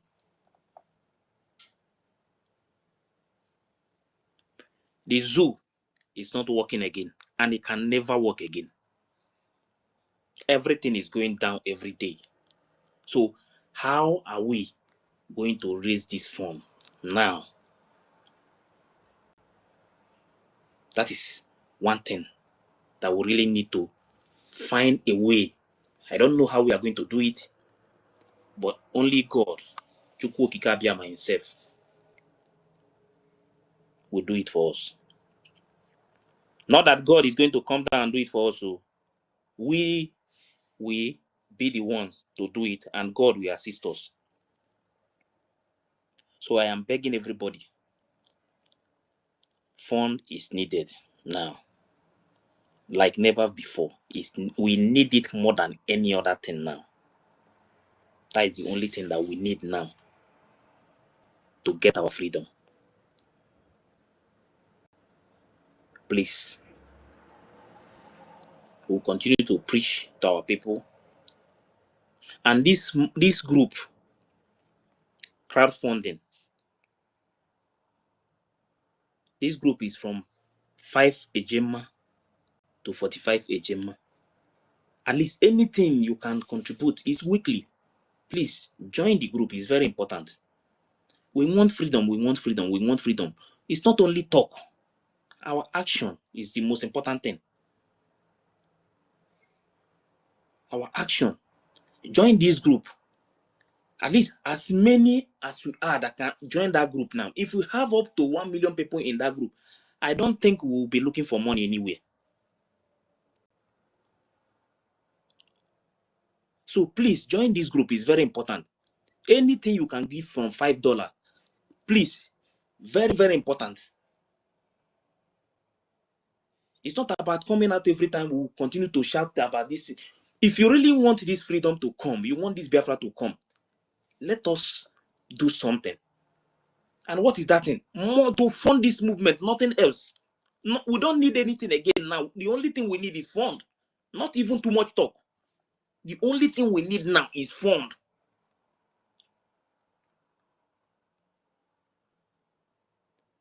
Everybody, every one of us really need to join that group. It's very, very important. Every one of us really need to join that group. Don't think anybody will give us freedom. Don't hope on any country. The only way they can ask you question is when they hear the sound coming out from your land. That is the only time they will ever ask you anything, what is happening. If nothing is happening between we and the zoo, nobody will come and ask us what is going on to separate the fight. Nobody.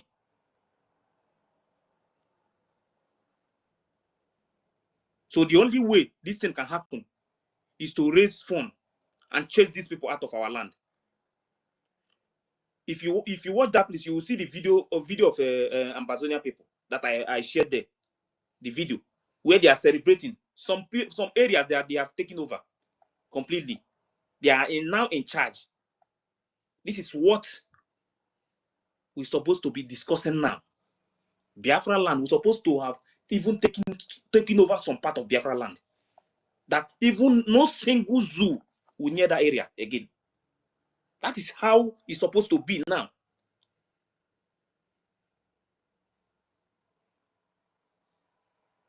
So what we need to do now is to raise more funds. I am begging everybody to join this group. Please, join this group. Is very important. Let us raise funds. 5 ejema is something. 10 ejema is something. 20 ejema is something. 50, anything is something. Please, I am begging every one of us.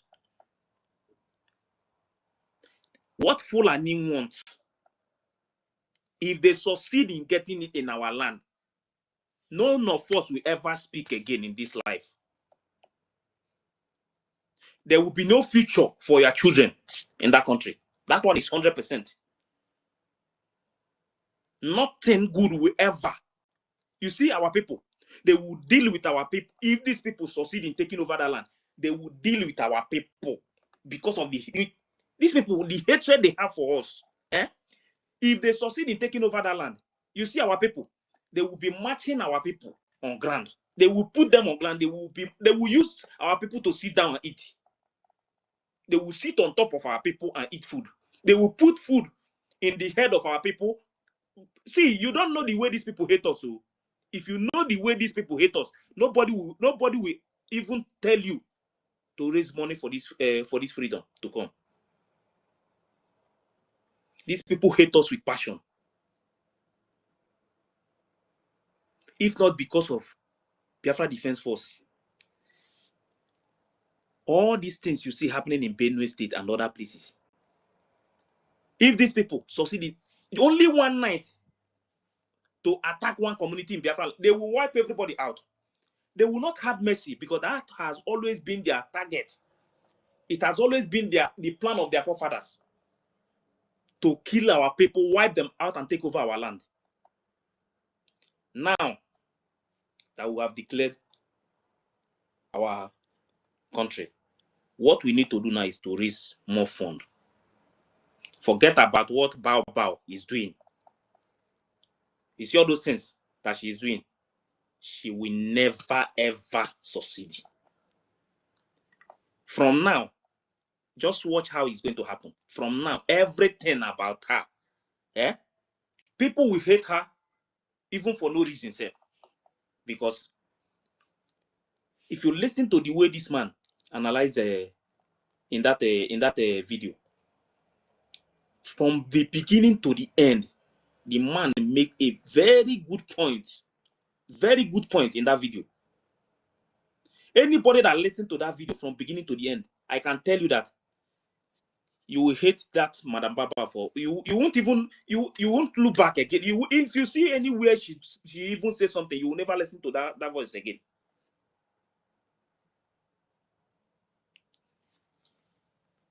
You have a government and you want to declare Biafra.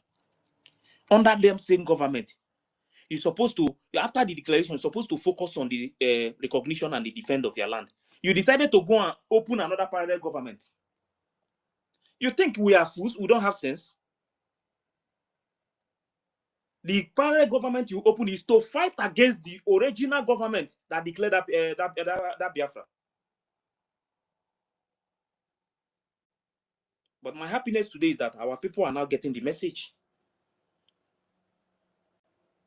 So what I am begging us here, forget about the number first. Now, forget about whatever that is happening. When PM started, after the kidnap of Mazi Nnamdi Kanu, we are not many. But later, people now started getting the message. They started turning back. They started getting the message step by step. And now, you will see it happen. All those blackmail, all those propaganda and everything that they are doing, very soon, those things will end. They will, at the end of the day, Biafran Republic government is in SIC stand until we get our freedom. Nobody will stop it. So please, I'm still going to post the link here now. As many as we can, please let us join this group to raise funds. The fund you are raising is different from this one. Oh. What you are contributing in fundraising is different. Just this one is to add more. That is the reason why we open this group, to add more. Because we all are shouting Biafra, Biafra, Biafra, Biafra for years. We are saying that we want Biafra to come, we want Biafra to come. We have been talking about this thing, saying it every day. Now that we have the chance, this time now, we have the opportunity to get our freedom. What is holding us now is fund, nothing else. Nothing. When PM was here with us, you know that the zoo, they are not sleeping. Musa was crying every day. You understand? Immediately after we declared our nation, Musa is supposed to pack out. He's supposed to be calling his own men there to leave that territory. You see those people leave their land. That is how it's supposed to be. But what are we seeing? Devil bring one baobab from nowhere and use that to create another parallel government to fight against Biafran Republic government in exile. And some of our people are there clapping. So please, let's join this group so we can raise more funds. That is the only thing I can tell you, because that is what is holding us, money. Nothing else. It's only the fund is holding us, nothing else. Nobody is holding us. What is holding us is fund. If the defense get the kind of fund they need today, the Biafra land they will shake the entire zoo foundation. Biafra land will be free. Once our land is free, everything is over. So now we have the chance, we have the opportunity to get our country. Let us fund it, please. Join this group as I'm posting the link. Join this group, Biafrans. Join this group is very important. The only thing you do in that group is to post your receipt. And as you are posting your receipt, I will remove you from there and put you in another group where you will be posting your receipt, because that one is not in public. Please, this is what I am begging this morning. Let us do something so that the world will know that we Biafrans are serious. That PM is not the one inciting us to get our freedom. That Mazi Nnamdi Kanu is not the one pushing us to get our freedom. That we, the Biafran people, want our freedom. This is the message we need to pass now to the world, so that they will know that this freedom of Biafra is not about individual. It's about the whole Biafran people. We want freedom. We are tired of being slaves in our own land. This is the language we need to speak. That we are tired of being slaves in our own land. And the world, whether they like it or not, they must hear that one. You see this particular statement, they must hear it. We are tired of being slaves in our own land. Do you know what it is to be a slave in your land? Fulani from another country. Foreigners are now in charge of our land, controlling us. They tell us when to eat and when not to eat. And you think we are living like human beings? We are living like slaves in our own land. So we must do everything to chase them out of our land, take over our territory, our freedom, full, complete freedom. That is what we need. Not half freedom. We want freedom, full freedom. When we come out tomorrow, we can say, yes, where are you from? I say, I'm a Biafran. Not one useless British company called Nigeria. Biafrans, wake up. Wake up and defend your land. Thank you very much.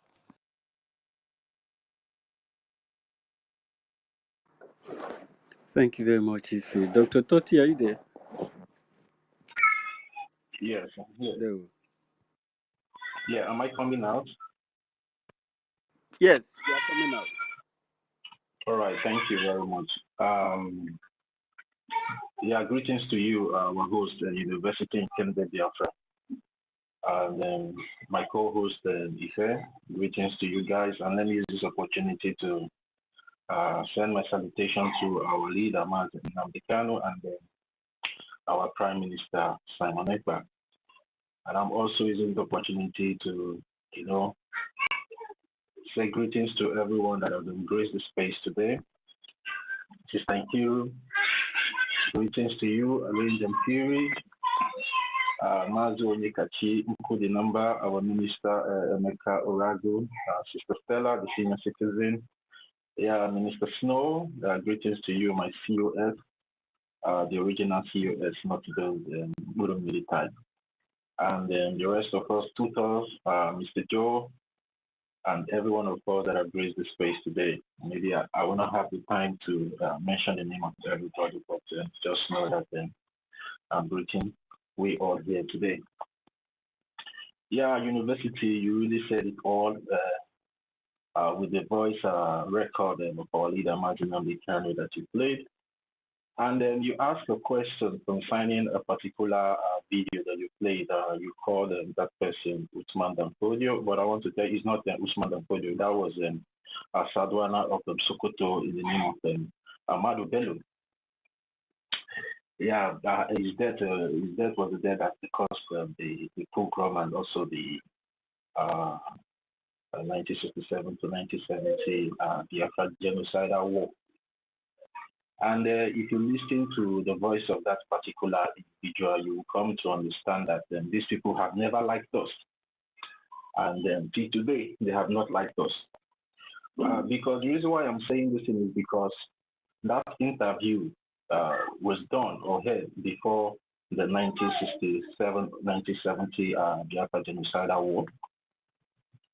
Because some people might be saying it's because of the war. That is why they hate the Biafran people, or they hate the Igbo Biafran people, or they hate the Isoko Biafran people, or they hate the Ishekiri Biafran people. No, the hatred has been here before the war, and the hatred was what caused the war that made them to come into our land and start killing our women and children.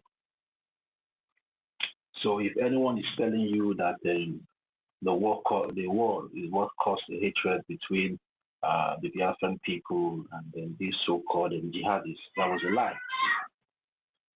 And again, Nigeria has never been a country. Nigeria is a company, a British company that was amalgamated in 1914, and Nigeria was supposed to last for 100 years, which the expiring date was 2014.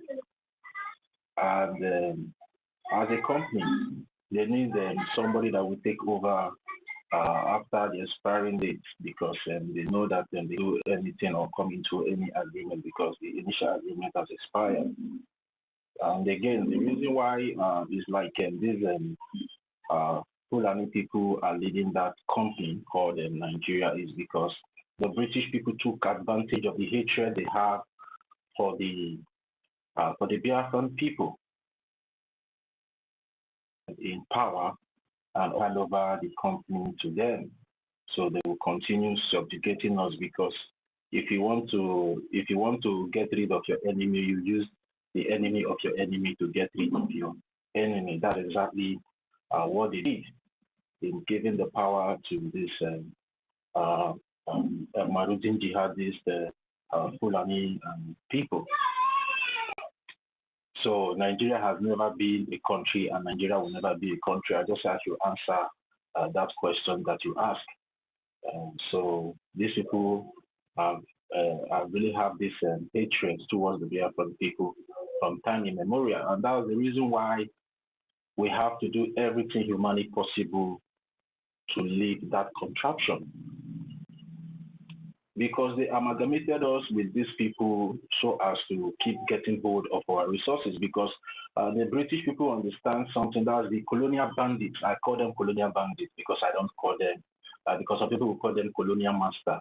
That's like giving them credit that what they did was right. But for me, I call them colonial bandits because all they did in Biafra land was to kill and plunder our land. And that's what bandits normally do. Just like as you see the Fulani bandits today coming into our land, destroy our crops, kill our crops, kill our women, kill our children, and also start. My brother, terrorist, not bandit, terrorist. Wait, to make don't worry, I'm going somewhere. Don't worry. So that's what I call them. You understand? So nobody should feel relaxed that Nigeria belongs to you, or maybe you have a future in Nigeria, because if you watch and listen carefully to that interview that was held between the British journalist and Amadou Bello, you know, you will see the kind of hatred that the Igbos like to dominate, which is lie. Igbo people, the Biafran people are hardworking people. Wherever they go, they like and they love to work hard and see that there's progress in that region or that particular area where they reside. Just like a saying that normally goes around in that contraption, they say anywhere you go and you not see a Biafran man, just leave that place. I know that place is not fertile for humans to stay. So it's inborn. You know, it's inborn in us that anywhere we go, we don't dominate, but we bring things to the table. You understand? We work hard to achieve whatever we set our mind to achieve. So, you know, that hatred now prompts a lot of the killings of the Biafran people in the northern region that resulted to the 1967-1970 genocidal war. So, you know, and that is the more reason why, you know, Ife have already said everything, Pechko have already said everything. Now is the time for us to start funding. And I want to send a message to, because I know so many people have backslided due to the shenanigans of this Madam Baobab, you know, and everything that has been going on all this while. But I think by now they're supposed to understand where the truth lies and where the propagandas are coming out from, of which lately we've started seeing some kind of development. People are beginning to ask questions, people are beginning to speak out that what this particular individual has been doing is to cause chaos, because they try to use this particular individual to stop our freedom. But when they saw that this particular individual cannot stop the freedom, they now used her to create a parallel government to be fighting the Biafran Republic government in exile. And if we all watch carefully, everything our Prime Minister put in place, she has fought against it. She has fought against the Biafran Republic government in exile, called the cabinet, the honorable cabinet members that have been working with our Prime Minister since the government was established. She has called them criminals without evidence. She has attacked the lawyers, called them criminals without evidence. She has attacked the lobbyists, called them criminals without evidence. She has attacked the defense forces, called them criminals without evidence. So at least that's a red flag, and that should ring a loud bell to your ear that why has everybody now become criminals just a few months that our Prime Minister is not here with us? Because we don't know, we all know our Prime Minister. If there's any criminality that has been going on in the government, our Prime Minister will not hesitate to fish that person out and show the person the door to walk away. So if our Prime Minister has not come out one day to accuse the people that has been working with him all this while in the Biafra Republic, why now is this particular individual coming out to accuse everybody without evidence? And when you ask them, where is your evidence that this particular person is paying the people that are supporting the government? Because as for me and many of us here, we are not supporting individual. What we are doing, we are supporting the government. And we are trying to protect what our Prime Minister and our leader, Mazinam, kind of put in place. So that is why we are the gatekeepers. You understand? We keep guiding the gate till our Prime Minister and our leader comes out to join us again. So please and please and please, those people that have decided to stay by the fence, okay, I will not say the fence will fall on you guys again. Please come out from that fence before that fence falls. Now is the time for you to come out from that fence and start supporting the Biafra Republic government in exile and start funding the Biafra Defense Forces back home. Because one of our commanders have come out on live video to tell you all that this particular individual, Madam Bao, is not working with them. Instead, she's fighting against them, recruiting the Ebubago terrorist militia that the illegitimate governors, the illegitimate governors have been using to kill our people for years now, of which a study was carried out in the UK and America, and it was established that the people that funded that Ebubago was the late Dummy Buhari and the illegitimate Southeast governors, just to use it to fight the then defunct ESN.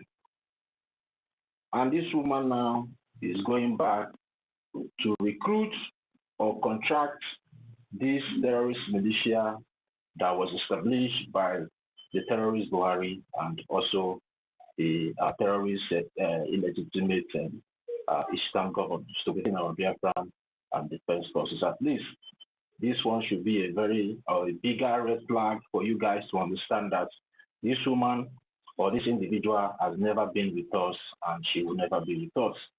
She was only planted in the government, to strike in a time like this.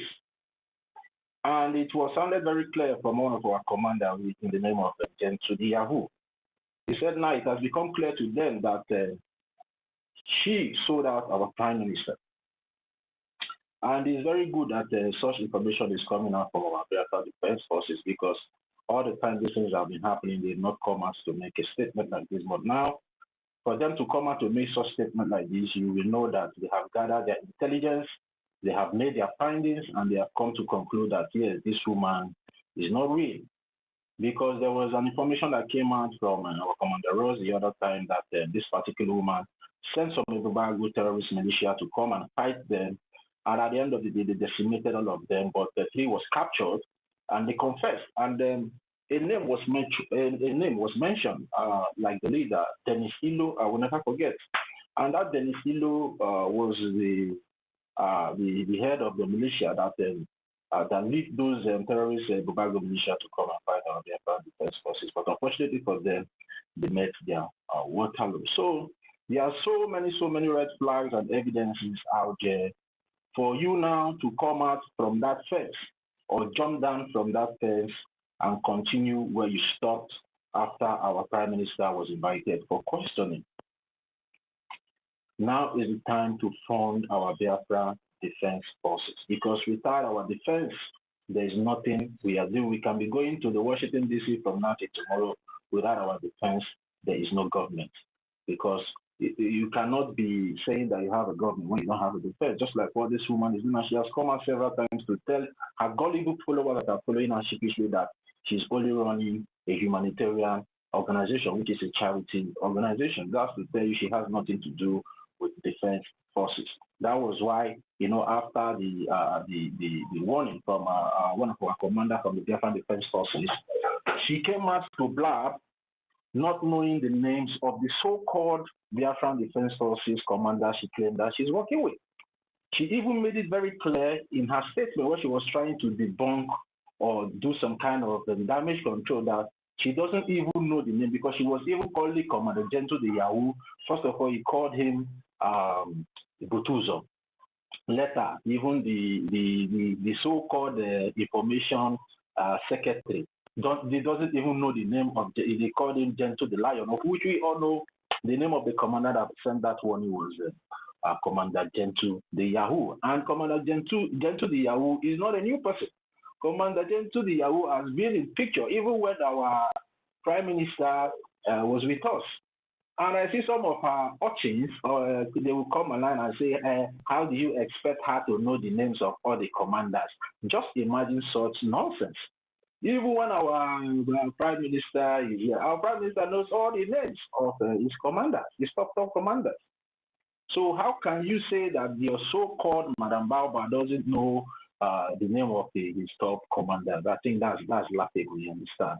And that's the kind of damage control they have been trying to do. So I'd just like to tell all of us, ignore those things. Come out from that fence or jump down from that fence or crawl out from that fence or that hook before that fence will collapse, because that fence is about to collapse. And when it collapses, it can fall on you. So come out and let's fund this liberation to the fullest, just like what my co-host, my lovely brother Ite, said here. I also saw the video. He posted the video. The Ambazonia people have started taking control of their land, of which that's what we're supposed to do after the redeclaration. The Ambazonia people, they did the redeclaration. They did not start establishing a false government in exile. They started fighting to take over their land, and today now they have started taking control of some of their land and chasing out the occupational Cameroonian terrorists and forces. Because first thing first, that's what we're supposed to be doing. As the lobbies are fighting over there in Washington, D.C., our defense forces will be fighting back home and taking over our land. So whatever the lobbies is telling the congressmen, they will be seeing results back home, because if they see that a particular region has been taken over in Biafra territory, and they will now say, okay, these people are serious. But once they are going there, nothing is happening back home. They will tell them to go home and fix their home before they come back. That is why our Prime Minister have sent a message to several times to every one of us that we should fall back to the original government, which is the Biafra Republic government in exile.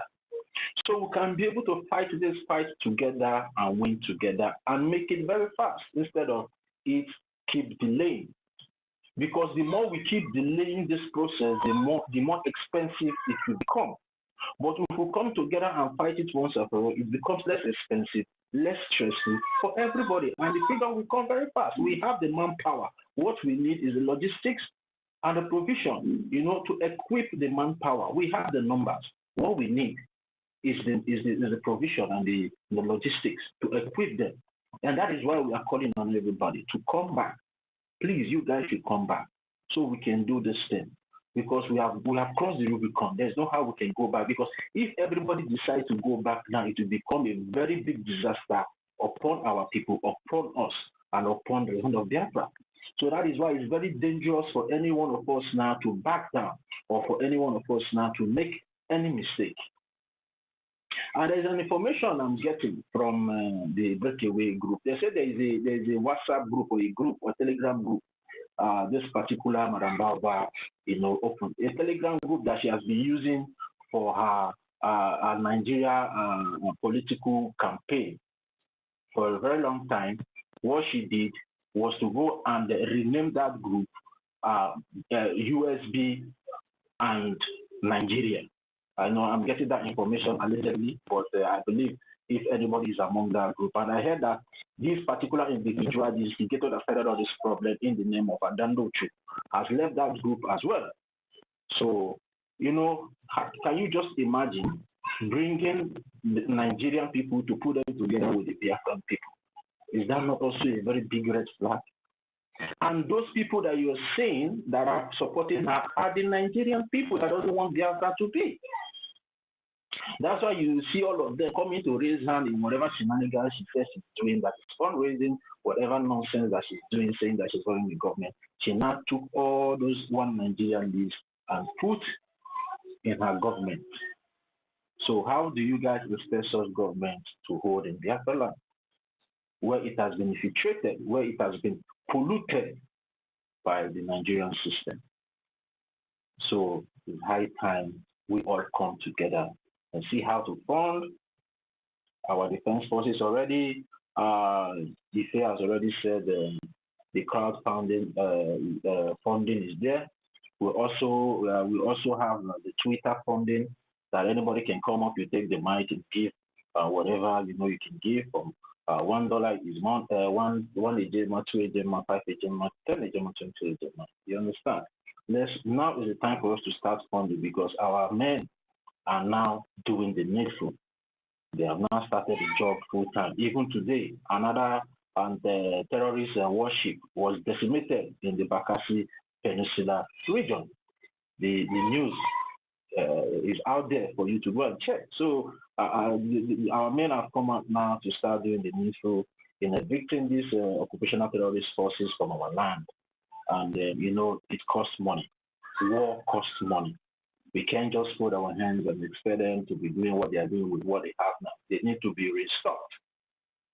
As they are fighting, we'll be restocking them until our land is fully liberated. So please, everybody should just come around and let's see how we're going to, you know, keep funding our liberation and also equipping our defense forces to continue doing the needful back home in Biafra land, while the lobbies continue doing the diplomatic work in Washington, D.C. So I would like to use my mic here now. So thank you very much, University, for hosting the space, and thank you very much, my co-host Ife, for being here with me today to support our own university, EKID Biafra. You know, when Biafra comes, maybe we will use your name to open one university where you keep teaching our children, keep teaching our people the history, and teaching them who we are as the Biafrans. So I think we will name that university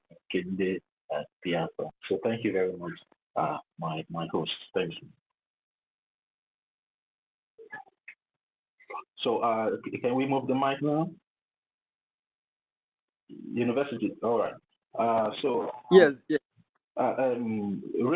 Rage, oh yeah, go first. Let's allow Rage to go first, so he will allow us to rest today. Rage, oh yeah, take the mic. Okay, my brother. Yes, I can hear you. Thank you very much, my dear brother Totify.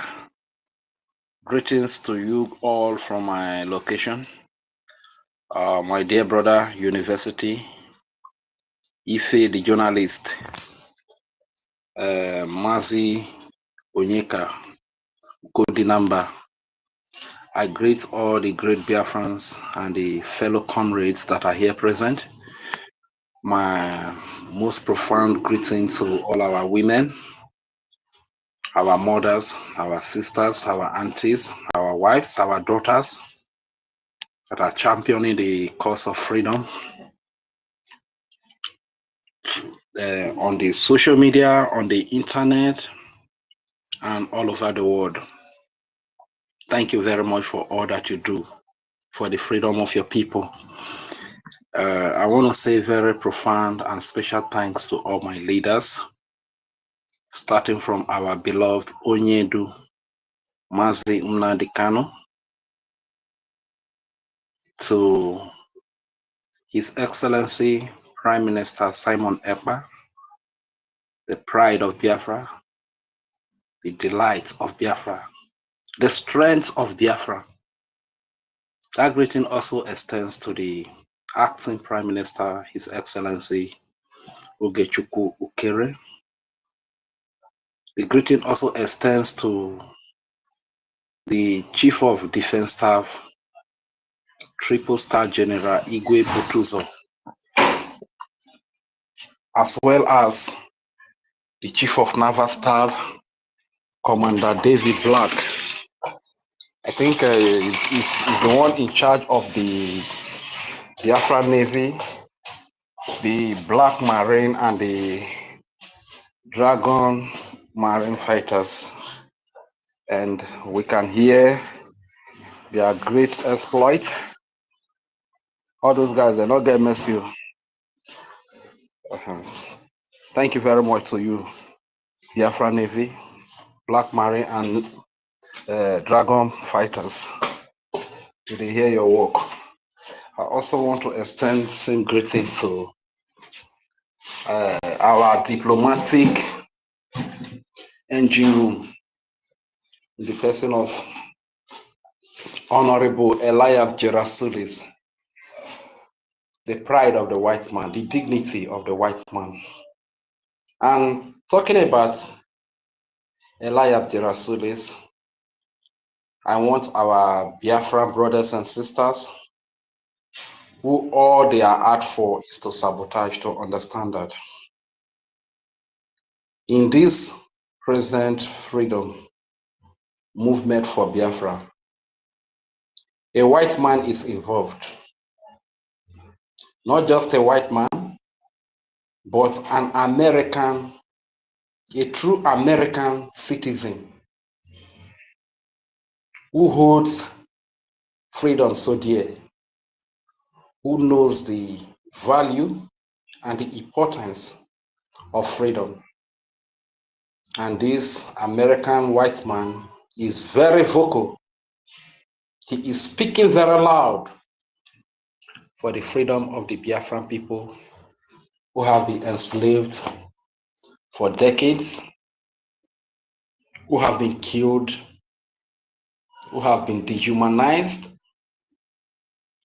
who have been subjugated.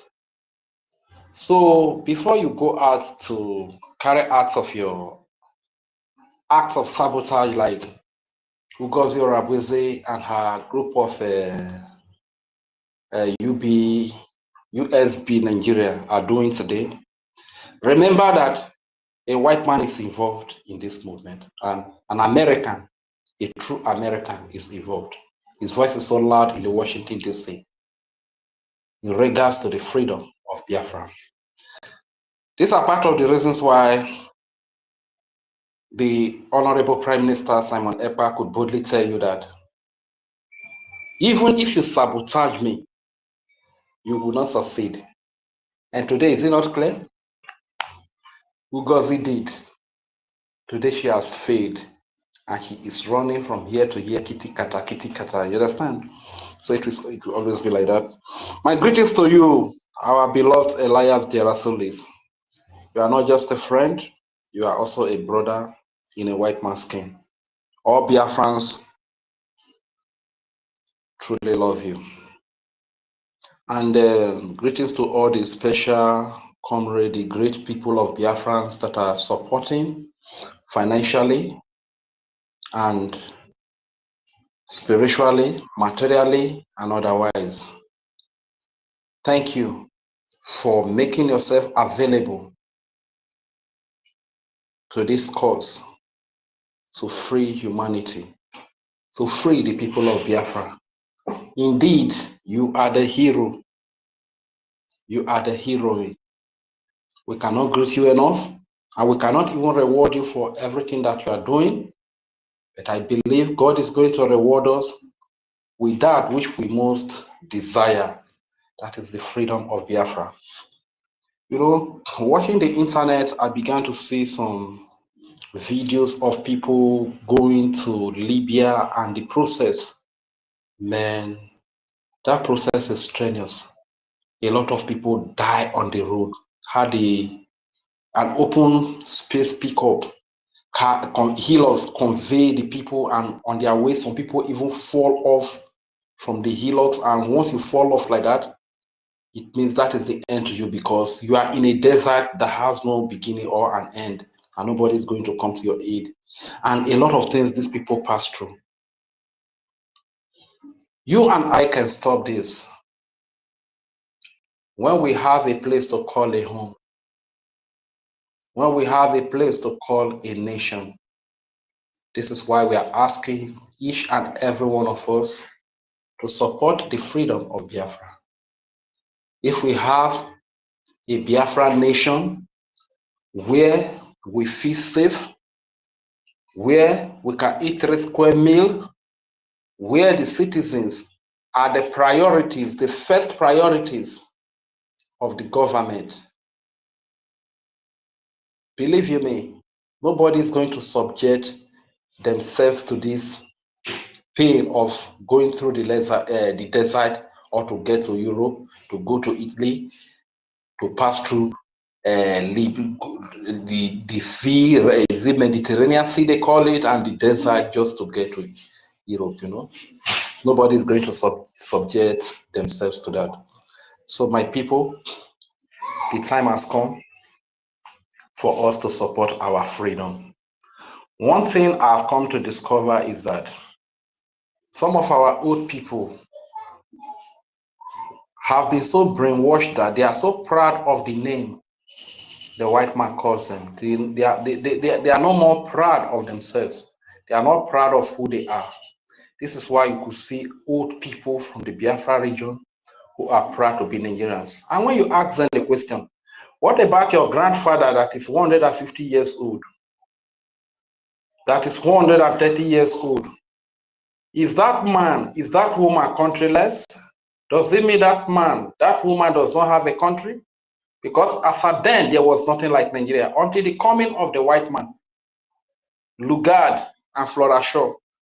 There was nothing like Nigeria. So who were they? Does it mean they did not have a country? That you are so proud of the name that the white man has given to you, and that name said does not carry any good meaning. As a result of the meaning of the name, Nigeria, nigger area. This is why nothing good comes out. Nothing good comes out of that place where they call Nigeria. You understand? So people need to think. People need to begin to think critically and deeply. Yeah, go. They need to begin to think critically as of this day. You understand? Don't be carried away. Don't kill yourself. Don't go and kill your brother over a name that is given to you by the white man. That name is not your name. I've always said it here times and times again. Nigeria is not an Isoko or Urobo or Ika or Ishekiri or Ijo or Igodomigodo or Igala, Igede, Ibibio, Idoma, Ikwere, or even Yoruba or Hausa name. You understand? Nigeria, we don't know the meaning of Nigeria. It has no meaning in our language. You understand? This is a white man language. This is a name that is given to you by the white man. And today when you ask, ever since the existence of Nigeria, of what good has Nigeria been to you? What development has Nigeria brought to you? None. Today, for people to even eat, they find it very difficult to eat. People find it very difficult to survive in that space where they call Nigeria. No security. It's terrorism everywhere. State-sponsored terrorism, external terrorism. It is only Nigeria you see that the government that is meant to protect the citizen is the same government that is even looking for the way to kill the citizens. You understand?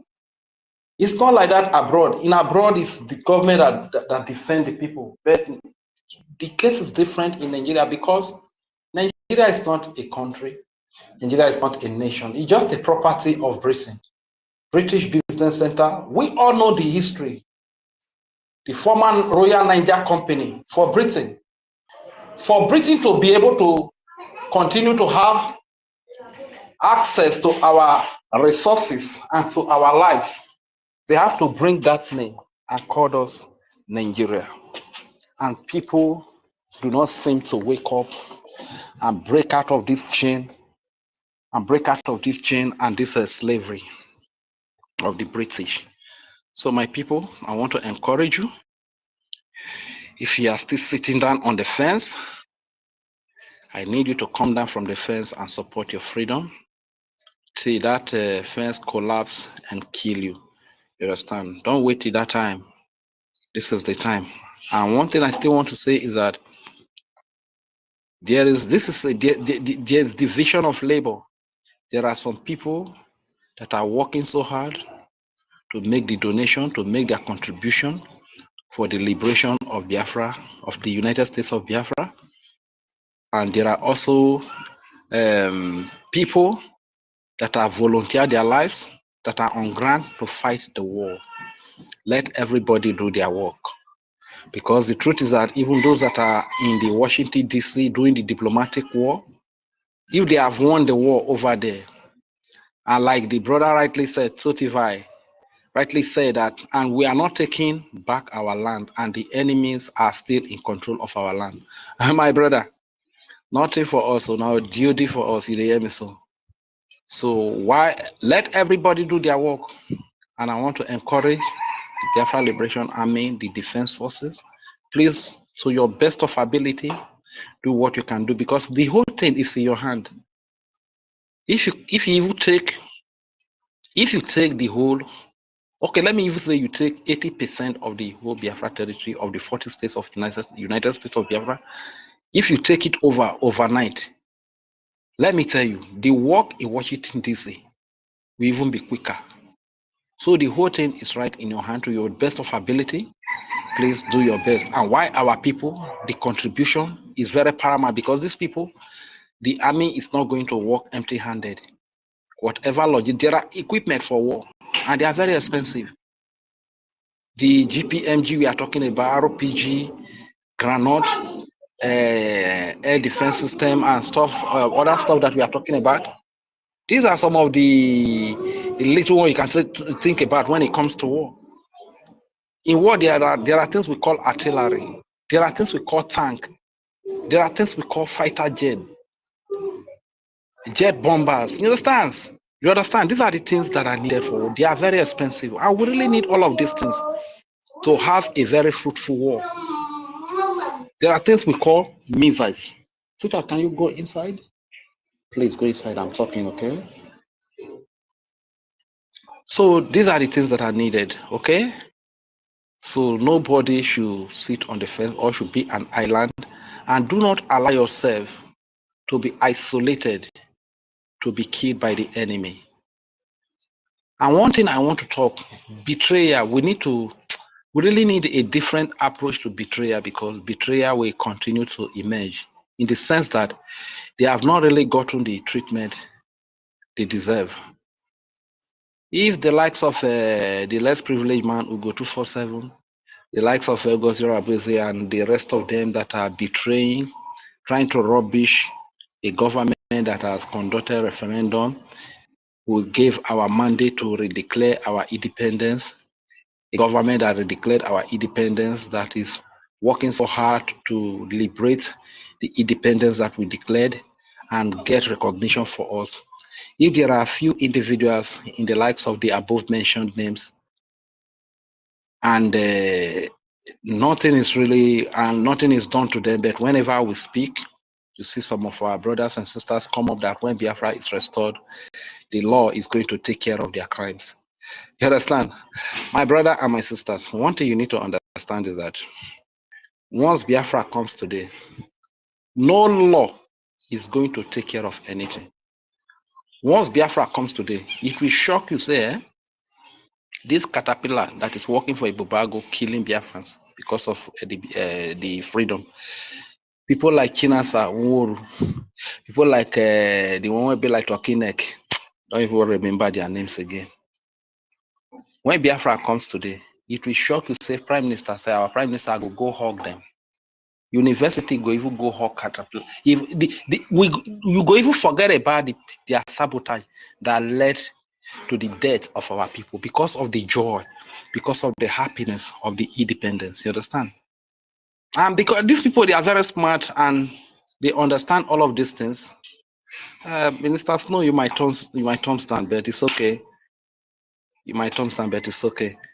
So the truth is that if saboteurs are given the treatment that they deserve, immediately, let me tell you, it will discourage them, because just look at what happened to Adadiorama.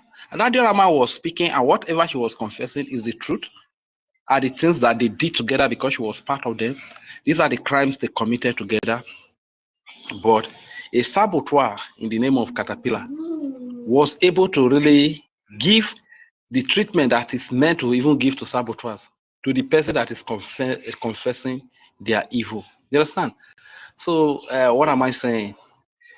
People that are in charge should really do more to see that these people that are sabotaging, speaking against the freedom of the people, at least if you can get to know some of their people, even if it is a letter you write to them, see what your brother Ugo 247, Chris, did. Because of this thing that he did, it led to the loss of so Biafran lives. Please call your brother and warn him. You might not even need to threaten him. If you call Ugo 247, for instance, if there is a letter from the Biafra Liberation Army to 5 members of Ugo 247 family from the homeland, and they call Ugo 247, this is what the Biafra Liberation Army sent to us. My son, please, you are fighting against the freedom of the people. You are fighting against our freedom too. Stop this thing that you are doing. That message will even go deeper than you waiting for when Biafra comes. The law of Biafra is going to take care of them. So the question I want to ask is that if Caterpillar can get the details of the family of Adadiorama to threaten them, to eliminate them, why can't our military that have the intelligence, that are protecting the land, that are all over the land, have intelligence to know? Because some of these people that are doing this sabotage, they are abroad. You can get to know their family. Simple letter you can write to them. Call your family people to order.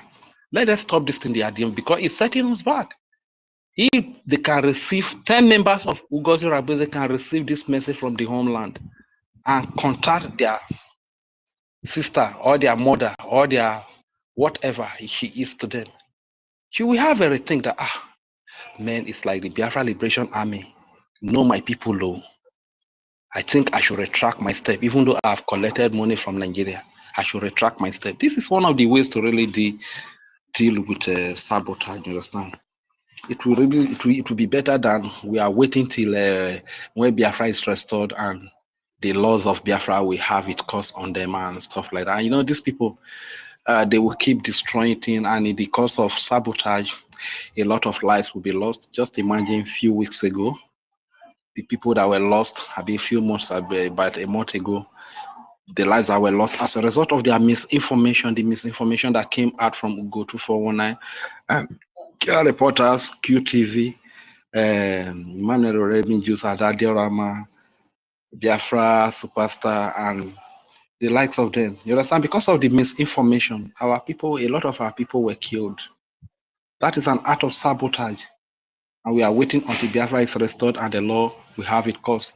Dealing with sabotage doesn't really mean you should go and kill any of their people, or you go and kill with the person that is out. Because everybody value their loved ones. Everybody value their mothers and their sisters. Just try to locate these people. Write a message to them. Write a letter to them. To call their people into order. Only that alone, for them to even know that. How did you get to know their people? How did Biafra Defense Forces get to know their people? To write to them respectfully, to call their people, to advise them to stop what they are doing because it's setting us back. Only that alone, my brothers and sisters, will discourage them from sabotaging. No matter how much they have collected from Nigeria, it will discourage them from sabotaging. Or no matter what they have been promised as a position or whatever, that alone will discourage them. So we still have a lot more work to do. I know that it's not easy. It's not easy, but all the same, we'll get there. But before I yield the mic, let me just say this. Let me just sing this, because in my place, where one of the best way to really talk to our people is through songs. You understand? This is why you see me whenever I come here, I will always want to sing to my people, to pass the message very clear to them. Nyanenuwe ewore Biafra menya, mene Nigeria re nyanenuwe. Nyanenuwe ewore Biafra menya, mena woro hure nyanenuwe. Eworo boru dede menya. Nyanenuwe ewore Biafra menya, mene Nigeria re nyanenuwe. Eworo boru foma menya. Nyanenuwe ewore Biafra menya, mena wori bore nyanenuwe. Nyanenuwe ewore Biafra menya na mene Nigeria re nyane. Nyanenuwe ewore Biafra menya, mena woro bore nyanenuwe. Eworo boru woma menya. Nyanenuwe ewore Biafra menya, mene Nigeria re nyanenuwe. Eworo boru dede menya.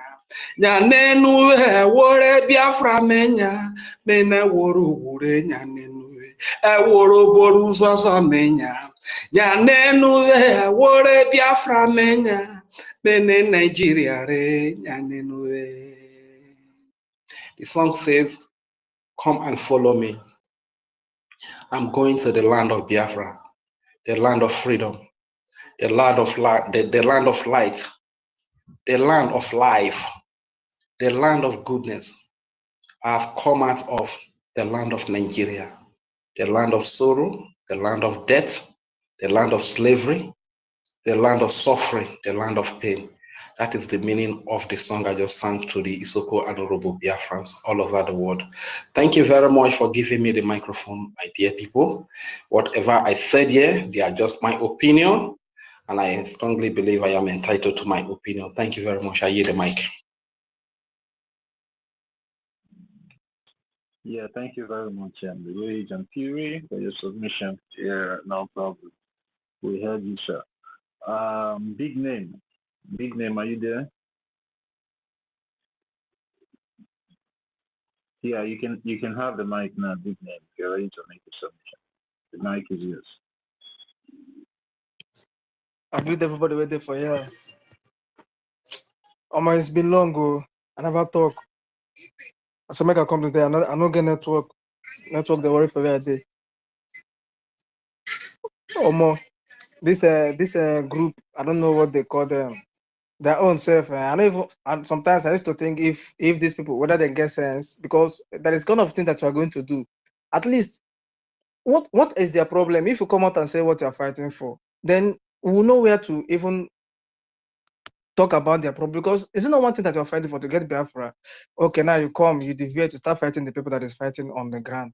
You probably are living in America, Europe, and you're fighting people that is on ground, calling them criminals. Okay, what if they stop fighting? Who are you going to bring? Now bring your men. You said you know Igwe Putuzo, you know the general, you know this person. They are working with you. Then what is it that you people are not even showing us activities, evidence, at least, so that people will know that this is what you are just doing all this nonsense. But I want to thank everybody, all the people that have been standing. It's not easy, because me like this, sometimes I know how it used to be painful and heartbreaking, seeing your fellow brother sabotaging you like this without any reason, because I don't know what their reason is. I don't know what their reason is. Whatever that they are doing, those guys that are on the ground, they are the ones suffering most. And we need to protect them because they are our brothers. They are not criminals the way they used to call them. Because I don't know why you be calling people criminal when you don't know, they don't have any evidence against them. Mazo Genkere is not a criminal. I don't know, no evidence. These people are doing the right thing, the way it's supposed to be. So what are you fighting for? Is it not one thing? We are together. Suddenly you start changing everything. I started, even I have already know that woman from even when PM was still here. So I already know that woman. I know that she's not okay. I'm not even surprised with what she is doing, but it's better for her. If I want to advise her, I'm going to advise her, but for her to stop, even go out of social media, stop whatever she's doing, mind her business, and let people that want to do this do it. If she wants to sabotage everything, let her come out fully and stand on one place. Tomorrow you say that you have your own military. Now today you say that, oh, Igwe Putuzo is now back. I don't understand. So if Igwe Putuzo now left before and then come back, you accept him. That shows that they don't even have sense. They don't know what they are doing. But thank God, Sha, we the people at home, our people, they know what is right. They know the truth. So sometimes I used to laugh at what they are doing, because it's not even belefu. So, but it's just a matter of time. Everything will be fine. Everything will be fine. Everything will be fine, and it will happen the way God wants it. We are going to have our freedom. We are not doing anything wrong or trying to cause any problem. We just want peace. But if the enemy say that they don't want peace, then they will do it in a peaceful way. Anyhow they want it. Whatever hand they bring, we will follow them, because enough is enough. So all the people that is putting all their heart, all their time, bringing out their time, and then working very hard to make sure that I want to thank them. I want to say that they should continue. God will reward them. God will reward them. And I pray that at the end of the day, Biafra is going to come and it's going to be peaceful. It's going to bring all our dreams will come true because we need it. Everybody is tired of this Nigeria. What is happening? Everybody is tired. Anybody that said that you are happy or you are comfortable in Nigeria, then leave others to do whatever they want to do. Stop forcing them. I want to thank Ibe Butuzo, Zeros. I like what he's doing. You know, he's someone that have sense and have wisdom. I pray that God is going to grant them all, give them all the powers to overcome their enemies because it's not easy. Nigerian government is like, these people are like, I don't even know, they're like winch, but no matter the power they have, God is more powerful. So thank all my brothers. We are going home for sure. No matter what is happening, I want to tell our people to always remain resolute and also support our people, support Mazo Genkere, and then donate in the right place. The place that PM Mazi Simon but left it, donate there. Don't go and put your money where you don't know. Please, so that everything will happen the way it's supposed to be. Thank you, everybody. I heard my mic. Yeah, thank you very much, Big Nate. Yeah, it's been a while, and thanks for coming up to speak today to us. And then we're very happy that you guys back home are very, very, very, very aware of all the misinformation that I'm flying everywhere on social media platforms, and you guys are standing on the right path, which is on the Biafra Republic government in exile, because that's the only government we have, and that's the only government that will give us an USD at the end of the day. So you guys should keeping strong, and hope you guys are observing the seat at home over there in your region. Yeah, Big name. Yes, yes, yeah. The visit at home is going well. I'm actually at home right now, sir. Okay, very good, very good. And you know, our defense forces have sent a message across the people back home that you guys should be vigilant because they are going around and liberating our land. So you guys should just always be cautious. Always put your ears down for any information from the defense forces, so you will not then go and fall victim wherever they are. You know, trying to engage this occupational terrorists and forces that have been occupying our land. So as you're getting the information from here, also be spreading the information over there in your counties, your localities, in your villages, and try to carry everybody along because whatever we are doing now has to be a collective effort. The people in diaspora in Nigeria will be doing their own, and you people back home will be doing yours, and the Biafran Defense Forces also likewise the facto government. So we all have to put hands together and make sure that we win this fight, that we all collectively come together to agree that we are going to achieve at the end of the day. So thank you, Big Man. Mazi Nkudinamba, Unika Chuku. You can have the mic. Thank you so much, Biafrans. All protocol duly and humbly observed. Please, I want to thank the host and the co-host. I know it's a very, very Herculean task. A good job. And I want to plead with you, sir, please kindly do check your back page and DM sometimes because it's really hot, and when you are waiting to talk and suddenly the network will knock you down and continue requesting again. And you know, I see that. I see your own. I see it. That is why I now started looking for you to give you the mic. So I saw your. Thank you. And again, I want to tell us one thing. I want to remind us one thing. We are here. We may not be officially member of the media, but we are here under the information and the Ministry of Information of our government, and we whatever the information, any instruction given by our government via the Ministry of Information should be obeyed, and not we don't check it for lightly. Okay, we are one last time not to be using men on ground, and so fortunately some of us will come here still repeating it, and again we shouldn't be dancing to the language of our enemy. A terrorist, when non-terrorists, the world known as terrorists, they bring it to bandits, not to make them look soft. Go and check what is bandits. Okay, we shouldn't be try to validate that what they want us to call them. We should call them what they are. And again, when we know that the breakaway group are never anything government, don't come here and refer them as a created another government. Don't validate that word. You are giving them a validation that they are only that. They created group, charity group. Use that to some local say they created another government. Please. I feel bad when it's true Biafra who know everything come and use that language. I say it doesn't matter, it matters. It matters a lot because people listen to us. What comes about math is what they will also validate. Please, let's use the right word to address them. Thank you. And I want to say this before I go on. I want to ask this question: Who are actually the peacemakers? Who are the peacemakers? It's not for you to answer. It's really a question.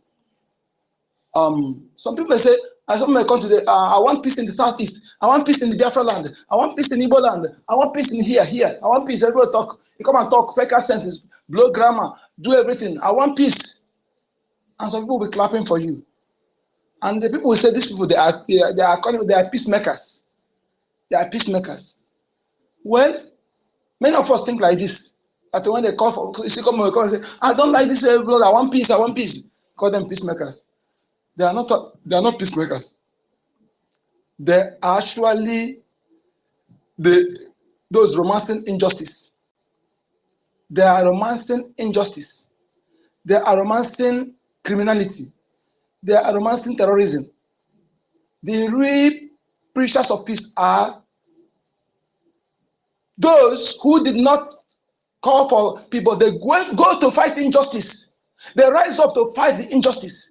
They rise up to fight the criminality. They rise up to fight dehumanization, invasion. For the external invasion, they rise up to fight terrorism. They rise up to fight because I do know peace cannot be preached. Peace cannot be, peace will only enthrone or overwhelm the society when there is justice. So you fight that injustice to restore justice. Let there be justice. Let there be freedom. Let there be things, those things that cause anarchy. You fight against those things. When you fight them, peace will automatically saturate the society. So we shouldn't be getting this. I don't know why people come on. And our people, please stop listening to people because they speak grammar. I don't know how to speak grammar and I don't even want to learn. If I have my way, we destroy the English by turning it upside down. Okay? Because these people, most of them come and make sweet tongue. They will spend time to use to study something important. What why? They use it to study dictionary, not to blow them because they use grammar to bring you down. Somebody to capture you. You come where there is our mothers. Some people to use language they will understand. They begin to blow grammar for them. Who are you trying to impress? Me? Nonsense. The person will come out to hear this thing and say, hey, you don't even speak grammar. You don't even know how to speak. Yet, the Chinese man who doesn't speak English will come and speak. Chinese ambassador, you don't even know how to speak English. But are you intelligent than him? Are you more intelligent than him? Go close to him. Go and bring science book and math. Let's give you know what is intelligence. We need to keep passing this message to our children because this thing have destroyed our people so much. Have destroyed our people. And it's one of the things that they deliberately do it to destroy our language. Somebody will be bragging of his eloquence and eloquence in spoken English language, but he can't brag of your mother tongue. In that your mother tongue, that's supposed to be originality, be original. You are not fluent at it. You are not good at the original, but you're really good and inferior. And that was make you Adiboroja. Adiboroja means inferior. That makes you fake. So when somebody see you as inferior, look and say, don't be angry. Because your mother tongue, who is the original, that is original, you're not good at it. You're supposed to be your pride and your identity. That one is, by the way. I want our people to understand this. I do maintain my stand. I didn't come to this freedom because somebody I am respecting brought me into, and somebody I am eating from his arm brought me into. My experience, I go from my parents who were veterans, and also what I gone through in life, having listened to Mazin and the Kanu, because when I was young, when people speak against Igbo, people, the Igbo nation. When those things that you are saying is not true, even though I don't have facts to back to counter it, my instinct always trouble me that these people, they are lying, because I can't see myself doing those things as a typical Igbo man. And when I see Mazina, my spirit connected. Sometimes when Mazina is speaking, some word that I have not spoken before, he will speak it, and it will be exactly the same thing I have in my mind. And the same thing happened when I met Prince Simon Ekpa. That's why I tell you, these only people. I don't have a bunch of people, but these only people I can vote for in this freedom. When I count them, I count myself first instead. I count myself first. You can put your own. I can't. After 2 of them, I put myself. Who cannot betray? Come what man? Come what man? So my people, when anybody who claims he's fighting for freedom, he claims he's a Biafra, you can do me. You can use other things to joke. You can use other things to joke. But when you joke or you make propaganda to our backbone, my backbone, my pride, my strength, I will not forgive you in this world. And I will bring you down if I get you. Let me go to jail. Because attack on Biafra Defense Forces is attack on 80 million Biafrans. Manager Majus, say you are spiritual. Let's see. For you to open your God-infested mouth to talk that anybody that we shouldn't donate, that the account is evil, that the way you have donated it, your money will be missing. You see how you dubiously, deceitfully fabricated lies. And after you calling your spiritual, calling the gods of Annan, you go and throw Nzu, the white chalk that is mark of purity, mark of holiness, mark of sincerity. Then you go and throw it after fabricating these lies.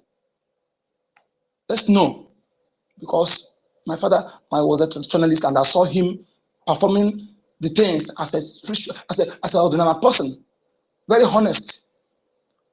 I saw him, I never see him do after doing those things. He went to support evil or lie against anybody. If I did not see him performing it, I will not know anything. But I see him performing all these things and he might pray many things. Civil spirituality, I know that you are fake for lying, for you to fabricate. That's many reasons some people run from this thing, because they cannot keep the right. It's very, very, very difficult for you to call yourself a truth journalist. There are many things you avoid because you know that when you do evil, it comes to you. When you speak against, when you fly against somebody, punishment will come to you. Many run for those things because they cannot keep those things. They run. Not when you come, you begin to fake. We know who is who. For you to open your mouth to lie, you say that lie. Our information I've given you for them. Come and do all those things you do. Even if you don't do it, I will not forgive you. Because damage you have done cannot be restored. Damage people that lost their life because of your brotherdash, because you are evil, cannot coming back. I don't care you, that's your own. Forgiveness is a crime in my own dictionary. When you deliberately commit crime against people that takes people's life, I don't forgive. I don't care what you say. Because the meat is those who brought that forgiveness issue, they use it to cover something.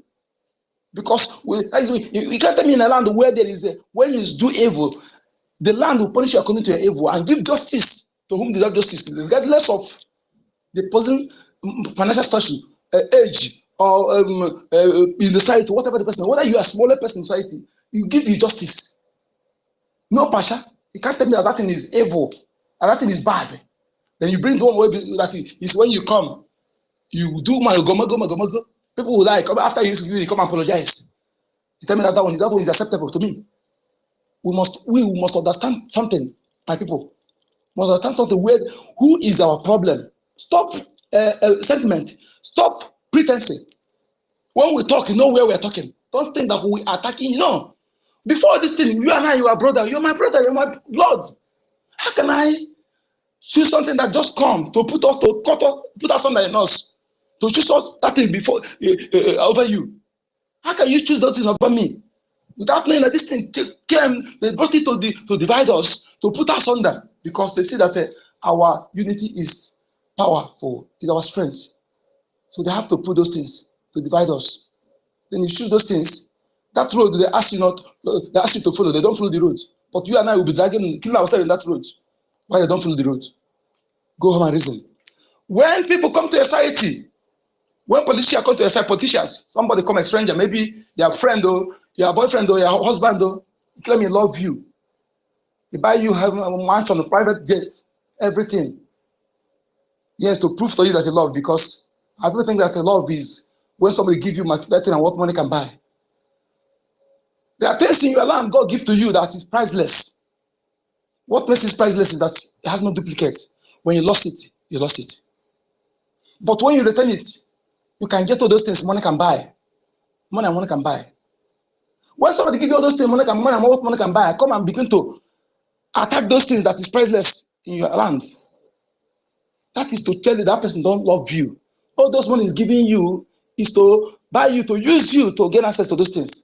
And when he succeeds in destroying those things, he will destroy you. Anybody that come to attack your culture, attack your heritage, attack your ancestors, through which Chukwokike brought you into this world, whom you carry in their blood. You can't tell me you know Chukwokike, that you respect God. But those people that you don't respect them, that you're insulting them, you tell me you know God. Go home and think. I don't know, maybe I'm the one who is mad, or I don't know, somebody is mad somewhere. Like somebody tell me you love Chukwokike. But through whom Chukwokike brought you to this world, give you life. You heard those people. Tell me that Chukwokike, that you know Chukwokike. Anybody who come to tell you those things that will make you to see your ancestors as evil, to insult them, to destroy things that represent them, that person, you know what the person is doing. The person come to cut you off from your foundation, because that is your foundation. No building will stand without foundation. The person come to cut you off, and when he cut you off, that is where you will see you'll be spiritually vulnerable and physically vulnerable. That's why people will come to your land to attack you, do evil, and those who are supposed to protect you are actually working with them. It is ordinary because you're spiritually vulnerable. They have used attack your ancestral, your spiritual advocates have turned their back on you, because they are the one when we say the spiritual control the physical. Yet you cannot analyze it properly to know what it means. Those who are your advocates spiritually, who advocate for you, to say, no, this is my son, this is my grandson, because you can't attack him. And when they win the war spiritually, you are won physically. But when they see that you have assaulted them, now when they don't respect us, these children that have changed their name, they don't even remember us anymore. They don't even speak their tongue, and they don't even remember. Listen, every time they have related on it. They have destroyed it. How can I fight for them? Then that's how they'll turn their back on you. You think that the one that from other continent will come and fight for you? Those your own are that your angel, you're talking about. The Holy Spirit you're talking about, that ancestral spirit, the new share. So my people, Nigeria alone, accepting to be Nigeria alone, is enough for you to destroy, for everything to happen to you, because that name one is a derogatory name, is an insult.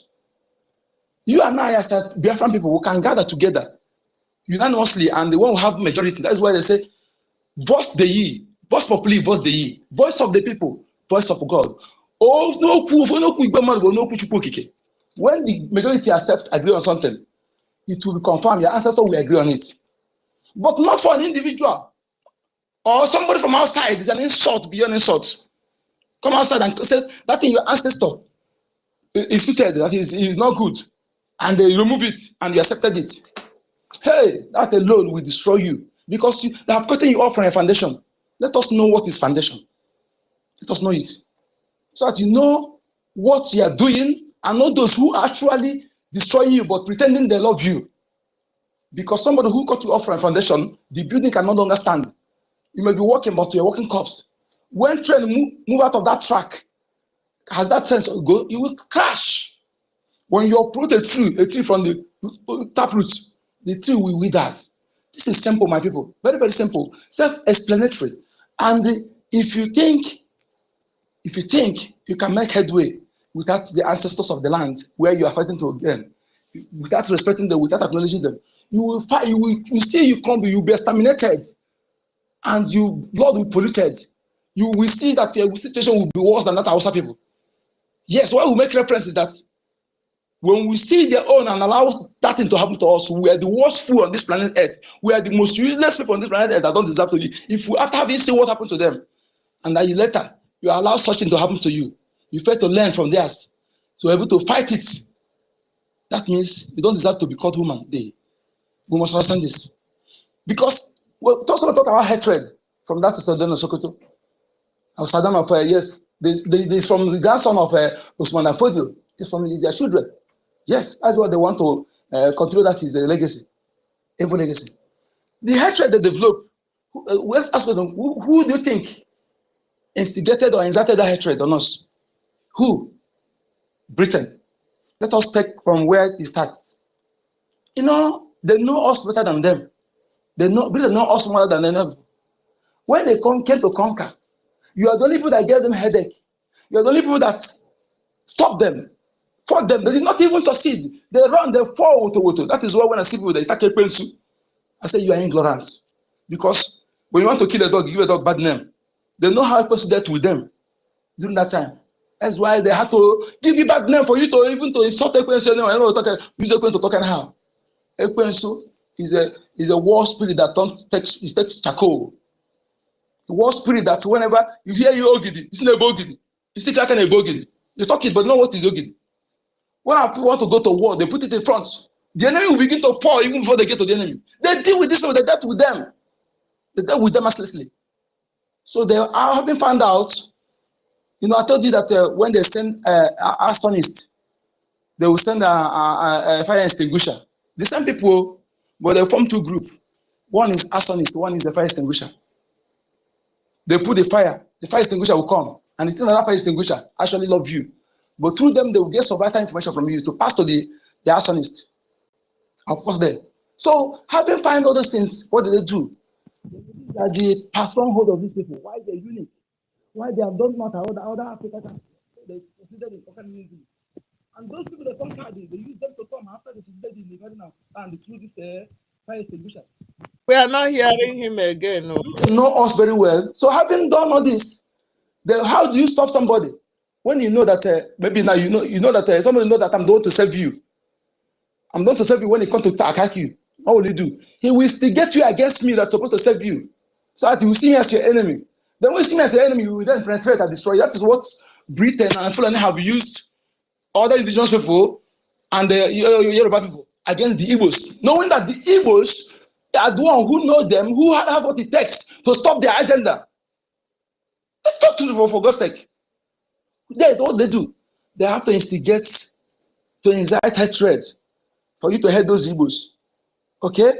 And while you are hating them, if I'm like, confirm it to what happened in Middleburg today, after using them to kill our people in 1997, I think they should have seen them as their best friend and they help them and make them live life. But now what they're doing, they're displacing them. This is when you see someone speaking truth, we don't need to force you to, if you listen to them, we analyze. Okay, they displace you. After you use them to kill our people, they use you. Yeah, they did not spare you. You see? So they tell you that they know that these Igbos are the only one who will stop them in their evil agenda when the time comes. So what they do, they have to instigate you to hate them. That's what they're doing. But some people are understanding it, some are still yet blinded in this. Because when you ask them what these Igbos do to you, nobody will give you any tangible reason. So Britain used their media with the Fulani people who are also immigrants, both of them are foreigners, to instigate against the Igbos, who is there to stand for all the indigenous people. So for them to have their way. That is why Britain instigated this hatred. And they used their media to disseminate it, to circulate it, to stigmatize us, to stereotype us. You know? That is why I told you, my experience in Oduduwala and the other states made me understand that the radio house in Yoruba land, even in the north, their speciality is not to do anything, it's to fabricate lies. Never happened stories, demonizing narrative to unleash it against the Igbos. That is how they supply this hatred. When somebody hates you, not because you are bad, but because they see that you are the one who can stop them. If you're a typical Biafra man, you are Igbo. If you're Igbo man, be proud of yourself if you're sincere, not those fake. And bear it in mind, not everybody who speaks this tongue. When I see when you commentate this, our people, I used to angry me, I don't like it. That you speak my language, bear my name, doesn't make you my people. Because you have infiltrated. Okay? When the person comes, he's not doing what a typical Igbo man is supposed to do. A typical Biafra man is supposed to do. Why should I call you my people? Until DNS is done, those otherwise. So you see all these people are throwing this butterfly that can't accept bed. Most of them are Fulanis born in our land. Look at that one that I said calling that UA boy who look like, I don't know how I could describe him. Something our general. That guy, look at him very well. Do look like Igbo person. So this is how they brought them. Organiru Biafra. You that are following her. And they call our prime minister. The people are promised attack. You bringing them back. Is that not enough for you? That's why I want to end here to say this. Anybody that's following that evil woman today, you are not ignorant of what you're doing. You are a calculated saboteur. You are well calculated what you're doing. It shows that from the one you are not real. And it shows that you are not a Biafran. Well, let's those who are in homeland that don't have enough access to media. But if you have access to media, the way as well as I do, and you're still following her, I deem you not an ignorant. You are deliberate. You are deliberate. And I will treat you like enemy. Come with me. Thank you for having me. My name is Ekashuku, aka Ngundama. Yeah, thank you very much for your submission. Mazu Nikachuku, aka Nkudinamba. Yeah, we all know that most of the people following this woman are Fulani breed. As I said, allegedly, I heard there's information going around that she combined USB, Biafra, and Nigeria. So I've never seen anywhere in this life where somebody will be fighting for the country and stay bringing the country that he or she is fighting against into what he or she is doing to have his own independence. And then the information is that the Adandu, who is instigator of all this chaos, has recently left the group as well, because that was the group they were using to cause crowd, you understand, or traffic in their social media handles. So most of those people you see commenting or doing anything with them, most of them are the Nigerian people. According to the information, that's a group that she has been using for her political.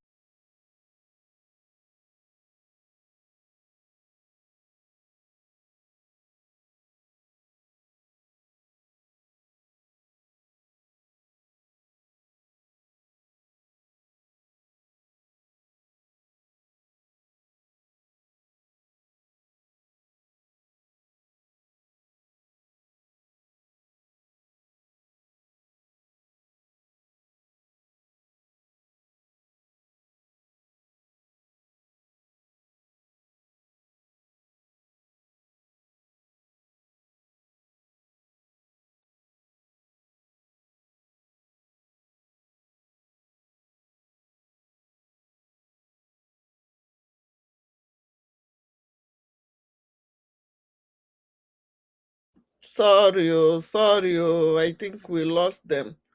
Are you still hearing me? Sorry. Unu eweniwe ụmụnne m, biko ka m jee wetakwa ha. Now we can plug our laptop. Sorry. Start listening. Oh no, nobody here having. For what you are doing, university. Thank you for always hosting us. God bless you. Thank you very much. I appreciate every one of you. Dr. Range, so my brother Nkiruka, Dr. Nkiruka. Our COS is here. Oh, God bless you, sir. We appreciate every of your work. Thank you. The truth is coming to light. Everybody has begun to see that the truth is on our side. We have never woven since the beginning of this struggle. We have never woven. We always stand by the truth, and the truth alone will set us free. Thank you, everyone. I appreciate. Are you guys hearing? Please. Sister Stella, before Want to I confirm? greet you, I don't know if Yeah, you are come gone up. now. I appreciate you, my sister. God bless every one of us. Thank you very much. And my sincere thankful goes to our people on ground for today's day. Today is a holy day declared for our leader, Mazi Nnamdi Kanu, who the enemies have been holding unjustly for what he knows nothing about. You know, those people, they went ahead, kidnapped him, tortured him, and threw him into their dungeon without nothing. Even when their court have asked them to release him, the Fulanis are still holding him captive because they are angry that he has revealed his agendas for every indigenous to know where to stand. You understand? We appreciate him for opening the eyes of everyone, for making us to wake up. A person like me, I never knew that I was a Biafran before. He makes me to know whom I am. Because the evil ones, right from the inception, they knew who we are, and they decided to divide us, calling us all manner of names. From Midwest to Bendel, to Niger Delta, to South and whatever name they feel like calling their dogs, they will be calling us, just to divide us and get hold of our resources. This is what they have done to us. But thank God for a prophet that God sent to liberate us from the hands of these terrorists from the north. Yes, they are not just from the north, from the Sahara Desert, from across the Arab world, because all black Arabs now belongs to Nigeria in the name of one Nigeria. They have all come under the ethnic group of Fulani, that they are Nigerians, killing and maiming, taking over people's land. And somebody will stand there to say we should not fight for our freedom. While I'm asking if freedom is made for only the white people, are blacks not made to be free? When you are being tortured in your own land, when you are being killed and massacred without nothing, are you not made to protect yourself? That because of that, you have to go after our leaders and capture them, just to take them away from their people, just to make sure we did not get our freedom. But we are telling you today that we are over 80 million people, and it's just taking 2. So that will not stop our freedom. We will surely liberate our land, because we have already redeclared our nation, and nothing will stop the liberation. The total restoration will never be stopped by any bastard. No way. We must restore it, because we are tired of living in foreign lands. We are tired. Want to go back home. We want to go back home. No matter the division that you are bringing among us to bring us down, that will never stop us.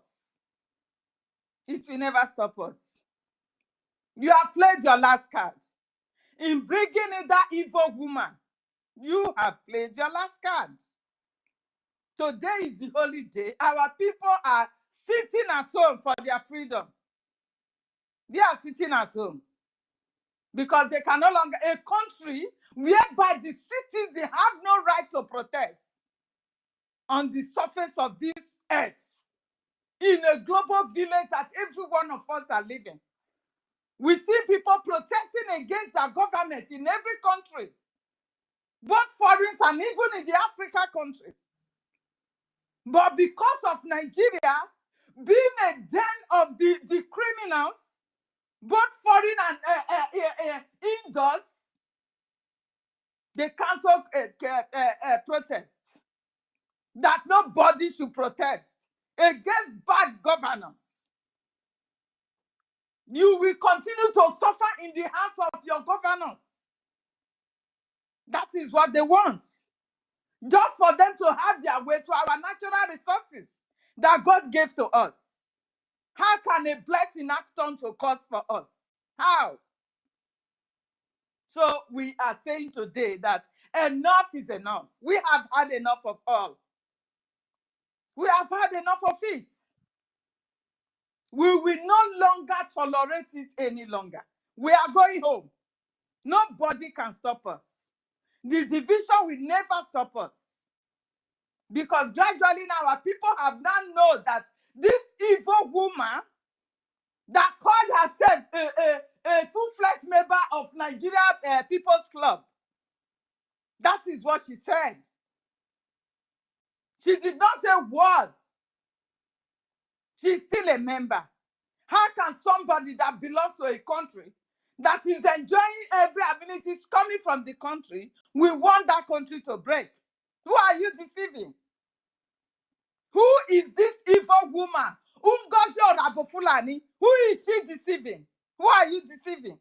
You are only deceiving the gullibles that are following you. Today you are coming out, pump and play to tell every one of us that you don't know the BNA, the BDF, that has been working with our leader, Mazi Nnamdi Kanu. They have been coming out, they have been speaking, they have been tweeting. You said you don't know them. After Mazi Nnamdi Kanu, they moved to our Prime Minister Samuel Ekpa. Yet you said you don't know them. You are calling them names. They are criminals. Because you know the English criminals. Who English help? If I may ask. Without your gutter mouth. Who help? You turn every institution that our Prime Minister put in place, you turn them to criminals. My sister, Lobbyists are no criminals. vex. Let me interrupt you. She know they work with them. That's why she no fit know them. No vex, I beg. My understand. people, That's Mona why no I'm vex. just asking her. You understand? Who does not understand that? A baby that just been born today, they know who our BDL are. They know the BLA. Because these people have never hidden before. They have been speaking, they have been tweeting, they have been doing whatever they want to do. They have been doing it. But because you can imagine a woman who did not even remember the redeclaration date that our Prime Minister was singing and dancing and waiting for. Imagine her. December 2nd. Because she has had that agenda of December 29 on her head. So she could not recognize or remember the real date of redeclaration. She couldn't. Because all has been planned with her, with the evil ones. Musa. She has gotten all that plan. So all in her head is 29 December. This is the person people are running after, calling her mommy, calling her DPM. Nobody voted her as a DPM. Prime Minister did not impose himself on us, calling himself Prime Minister. We all voted for him to become a Prime Minister. You think you can come from Nigeria, still coming to Biafra, a new nation that we are running away from a corrupt country? You want to come and corrupt us again in Biafra nation? By voting yourself into a position that nobody gave to you, you were not even qualified for it. You were it. You were not part of the cabinet members. So how come this your stolen DPM from? Where is it coming from? Where? Who voted for you, bastard? Who voted for you? You can only deceive your gullibles. Those fools. Those chickens that when you hold guns in your hand, they will be running after you.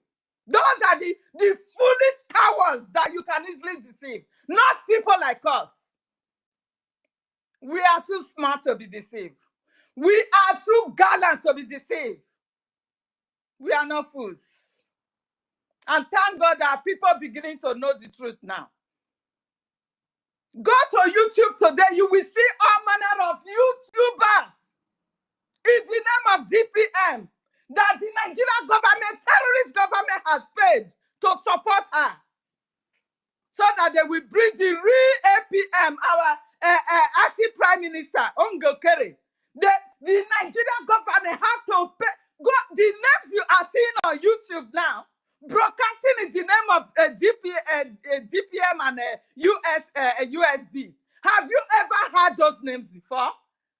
Have you ever even known those people before? We have been in this struggle for years now. Have you ever known that before? This is to tell you that Nigerian government has paid these people to continue to support her in order to bring the government down. But no way. Because the truth will always stand the test of time. No matter what. Do not forget DOS. DOS has the same platform that you had now. After the kidnap of our leader, Mazinam Dekano, immediately DOS went in action. Because they have that platform, they thought they can win the battle. With lies and propaganda, just the way your media broadcasters are carrying now. But today now, where are the DOS? The same thing will happen to you. You will soon fizzle out. Very, very soon. Because it's only the truth that will always stand the test of time. Imagine the disgrace you have given to yourselves. For you not to know our commanders, you said you don't know them. Then who are you in this struggle? We want to know who you are. We want to know the angle you are coming from. We want to know. We want to know. Imagine I don't know the name she called herself. I'm calling you out today. Set your heart very well. You are still afraid and supporting that evil woman. You know the truth. You know the truth, Adadiola man. And if you don't come out with the truth, God will never forgive you. Your heart will torment you to death. It will never be well with you, and that is the fact. A man was challenging you yesterday when you were on your program. An American man. I don't know where he's coming from, but he was speaking the phone that all of you got confused with this evil woman. He was asking you that what is it that this woman is using the money that every one of you are donating to her? What is she using the money for? You know the truth that this woman is not spending a penny on our BDL or BLA. You know this. And Adiola, you know this. So who is she spending the money on? We want to know. She says she don't know if Caterpillar has done anything wrong that make a prime minister to expel him. If you have an evidence for that, please send it to me. You are a bastard. You are a chronic liar. And you will never go scot-free. You will be prosecuted for all this your lies and propaganda, name calling and character assassination. You are going to pay for it. You will not go scot-free. You are not going to go scot-free. Because everybody knows what Caterpillar represents in Biafra land. You know this. You know this. So for you to be demanding for evidence of that, you are only deceiving yourself, my dear. And deceiving the fools that are following you. Because they know that Caterpillar has been massacring our people. Yes, everybody. The smallest child in Biafra land knows this. That is the leader of a Bubago that are killing our people up to tomorrow. You got your Arabu Fulani. You are saying you don't know. You don't know. While that Rama is backing you up with lies and propaganda, her conscience, I know it's judging.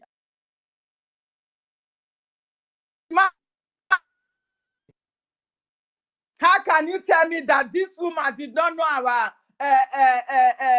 commanders? So who is she releasing her money to? That is the question the man was asking. That this woman is not doing anything. We have to let her know. We have to face the fact. And you will still say, no. Okay, why are you not also questioning the other side? The man told you he's not interested. Because you guys have brainwashed him. You use your platform to tell him that this is the right person to stand after Prime Minister is not there.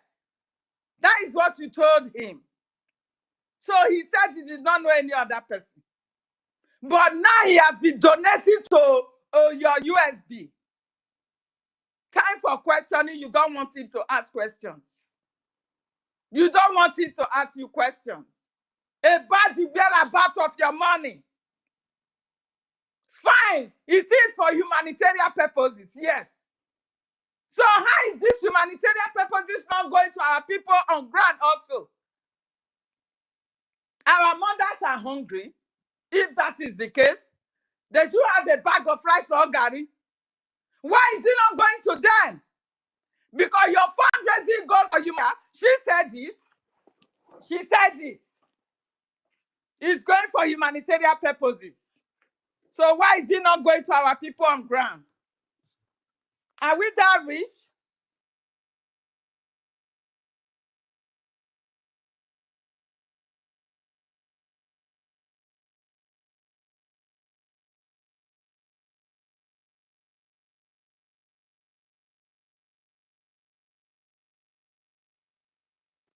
Yeah, it's like Sister Helen is having a network issue. Please, can anyone hear me? Mazin Kudanamba, can you hear me? Okay. Would they hear you very well, brother? Would they hear you very well?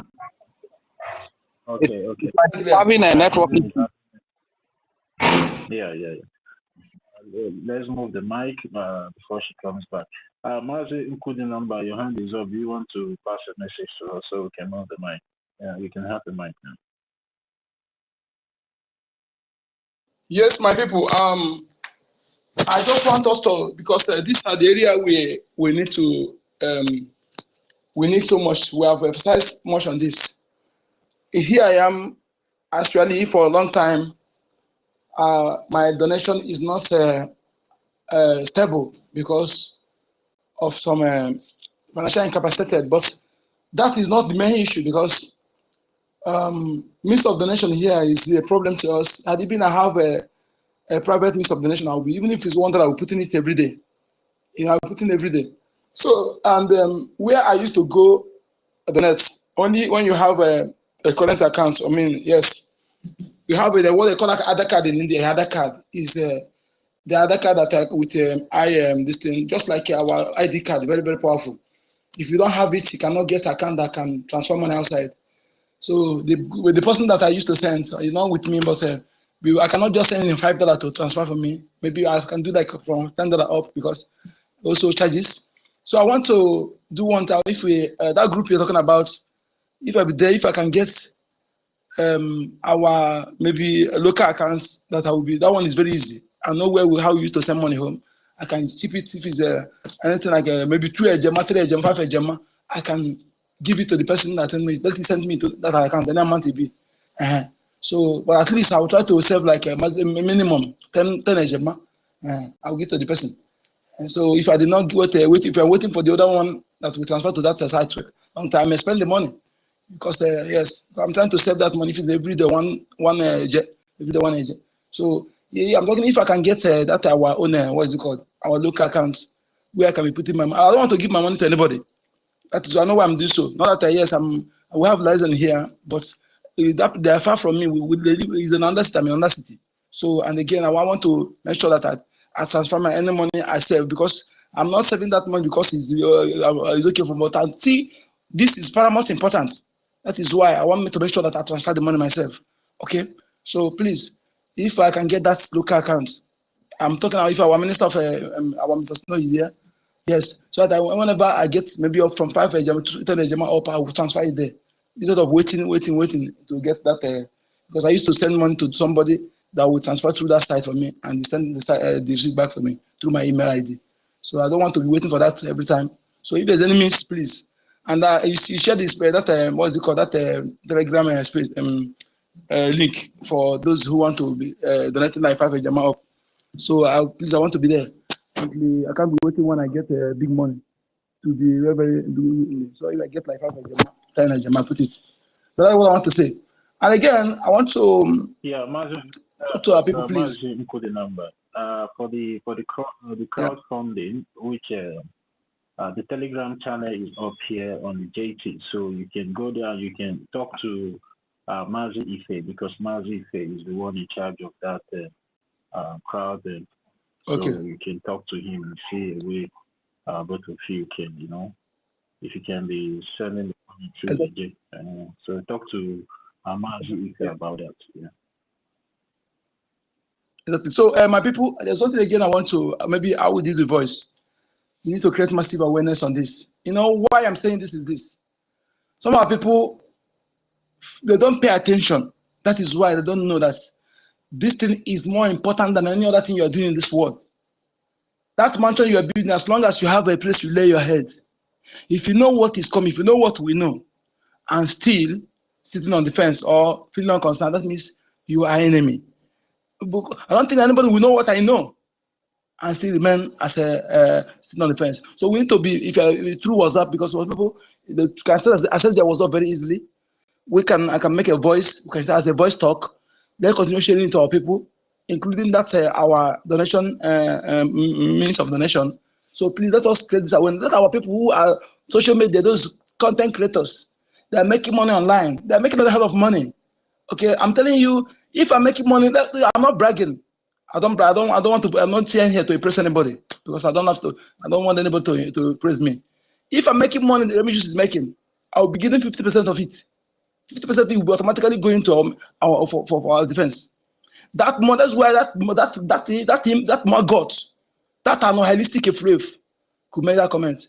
You don't know how that thing hurt me. I'm telling you. If I'm making the money that Moron is making, and he comes starting for freedom, 50% of it will be going to our. And not only him, any Biafran that anybody that making money online here, to what they're doing, they're sharing our content through Biafra and making money. Call it Biafra. A stranger, answer they can make money and go.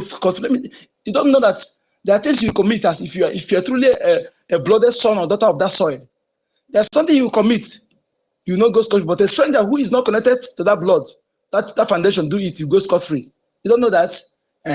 So when you see some doing it, don't do it because they do it, because you don't know whether they are truly blooded son or daughter of that soil. Okay. So when you are true blood and you're doing those things, you will not go scot free. I'm telling you, the land will hurt you. When you think you can make money what we're doing, and thereby you come to make content to make money on the blood of innocent children, innocent people that have been wasted from 1940s to date. I can tell you that more than 20 million Biafrans have died for this Biafra. And only Biafra will bring justice for them. Only Biafra. And you come to obstruct it. You think that they will happy with you when you obstruct their justice? You obstruct their justice? No. A foreigner can do it, but you, a Biafran, if you do it, ignorance is not excuse to law. So don't think that when you do something as adults, you know the truth. You come to be ignorant. No. Only maybe it's a little child that don't know anything. But as long as you know, you think that let's make money, don't care. Just like the one that people who come to your land and they claim they are leading you. Marvin, the number, please just use 1 minute to round up so we can move the mic. Thank you so much. I just want to say this. Please, if you have anybody, you know anyone among them, anyone that close to you, celebrity, send them private message. Yes, that the only thing, if they pretend they don't know what is going on, let them pay attention to know. If they pretend, that the only thing that will give them this is for them to invest in different forces. Because when my Rafia said that, they said that after going to the rural area, they will come to the urban area. Who are they coming to meet in urban area? You can have a alternative by secretly investing in Biafra defense forces. Yes, people, all Biafrans may not know you, but our government will know you. Those who make sure that the information is classified, okay, they will know you. When that time comes, our defense forces will protect you. If you think it's a joke, it's a better dash, go ahead. Thank you.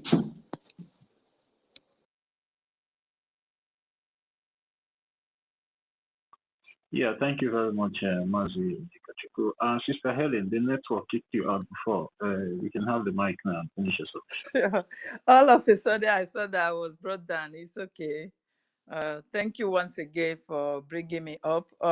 Thank you also for Mazi Kudunamba.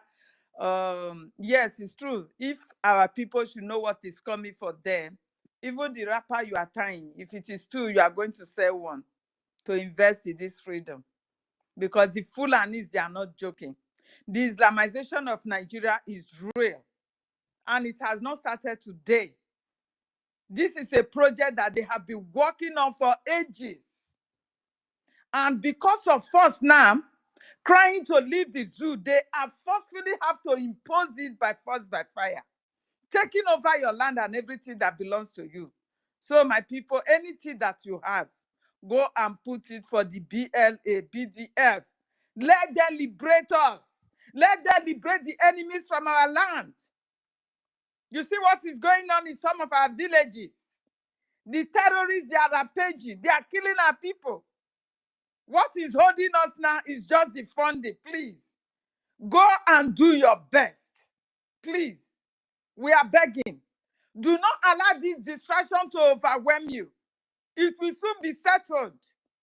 It's like when you fetch like with river water those days, you leave it down for a base and it will settle. It will still be settled. Everybody is beginning to find his way now.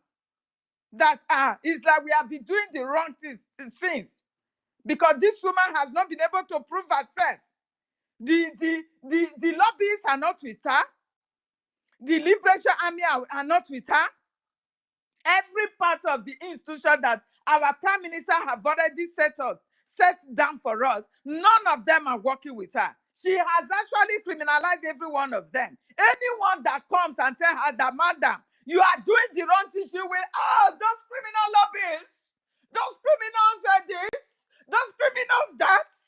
You understand? She has turned everybody to criminals. She is the only perfect and innocent woman that thunder will strike.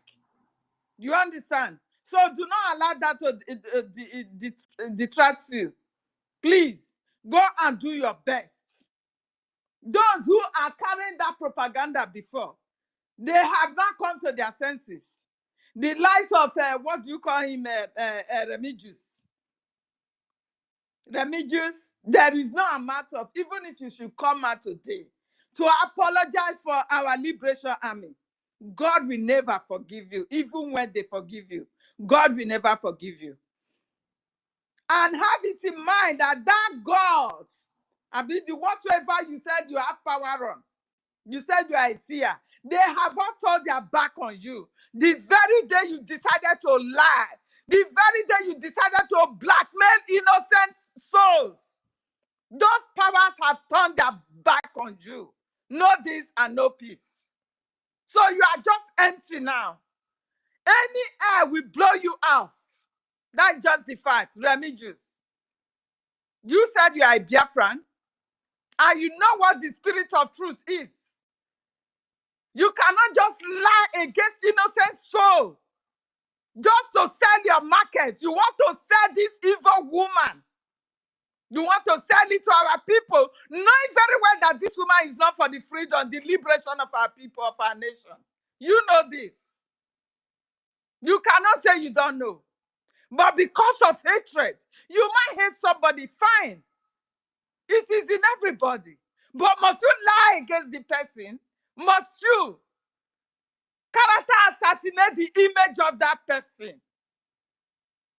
This you have done. And the very day you decided to do all this, those powers have left you. They have turned their back on you. And I declare that wherever you are right now today, in the surface of this earth, because I don't care where you are, you will be exposed. Because no more power. Don't think something is still backing you up. Oh. Nothing is backing you up. Because that is the law of spiritualism. You are so empty right now, my dear. It would be better that you started telling the truth and continue begging every day in your program. All you have to do is begging, pleading to those who you have offended, who you have called names that did not belong to them. You criminalize an innocent soul who has not stolen from you, nor even stolen from the government that he has been fighting for. You understand? So if you don't come out and apologize, my dear, you are as empty as ordinary sand. You understand me? And every one of you carrying on this life, the Kai TV, and the Kai Report TV, I don't care to know. You all are liars from the pit of hell. You said NGOZI is the one funding our men, funding Liberation Army. Where? Kai Reporter. Where? Is NGOZI? Have you ever seen NGOZI said she she is the one funding them. The person she's funding, she don't know them. Car reporter, let your heart judge you. Let your heart judge you. I know you are looking for YouTube money, but not with lies. As that money will turn sickness whenever you use it to buy food or pay your bills, it will turn sickness unto you and your family.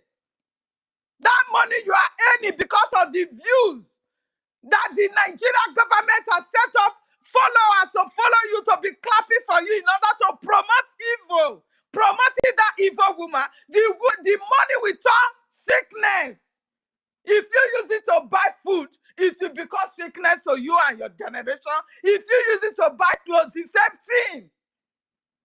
It will become plagues upon you and your generation until you stop these lies. Kai Reporter or Kai TV. I don't care to know the name you people bear. But God knows who I'm talking to right now. Same thing to Kelena TV.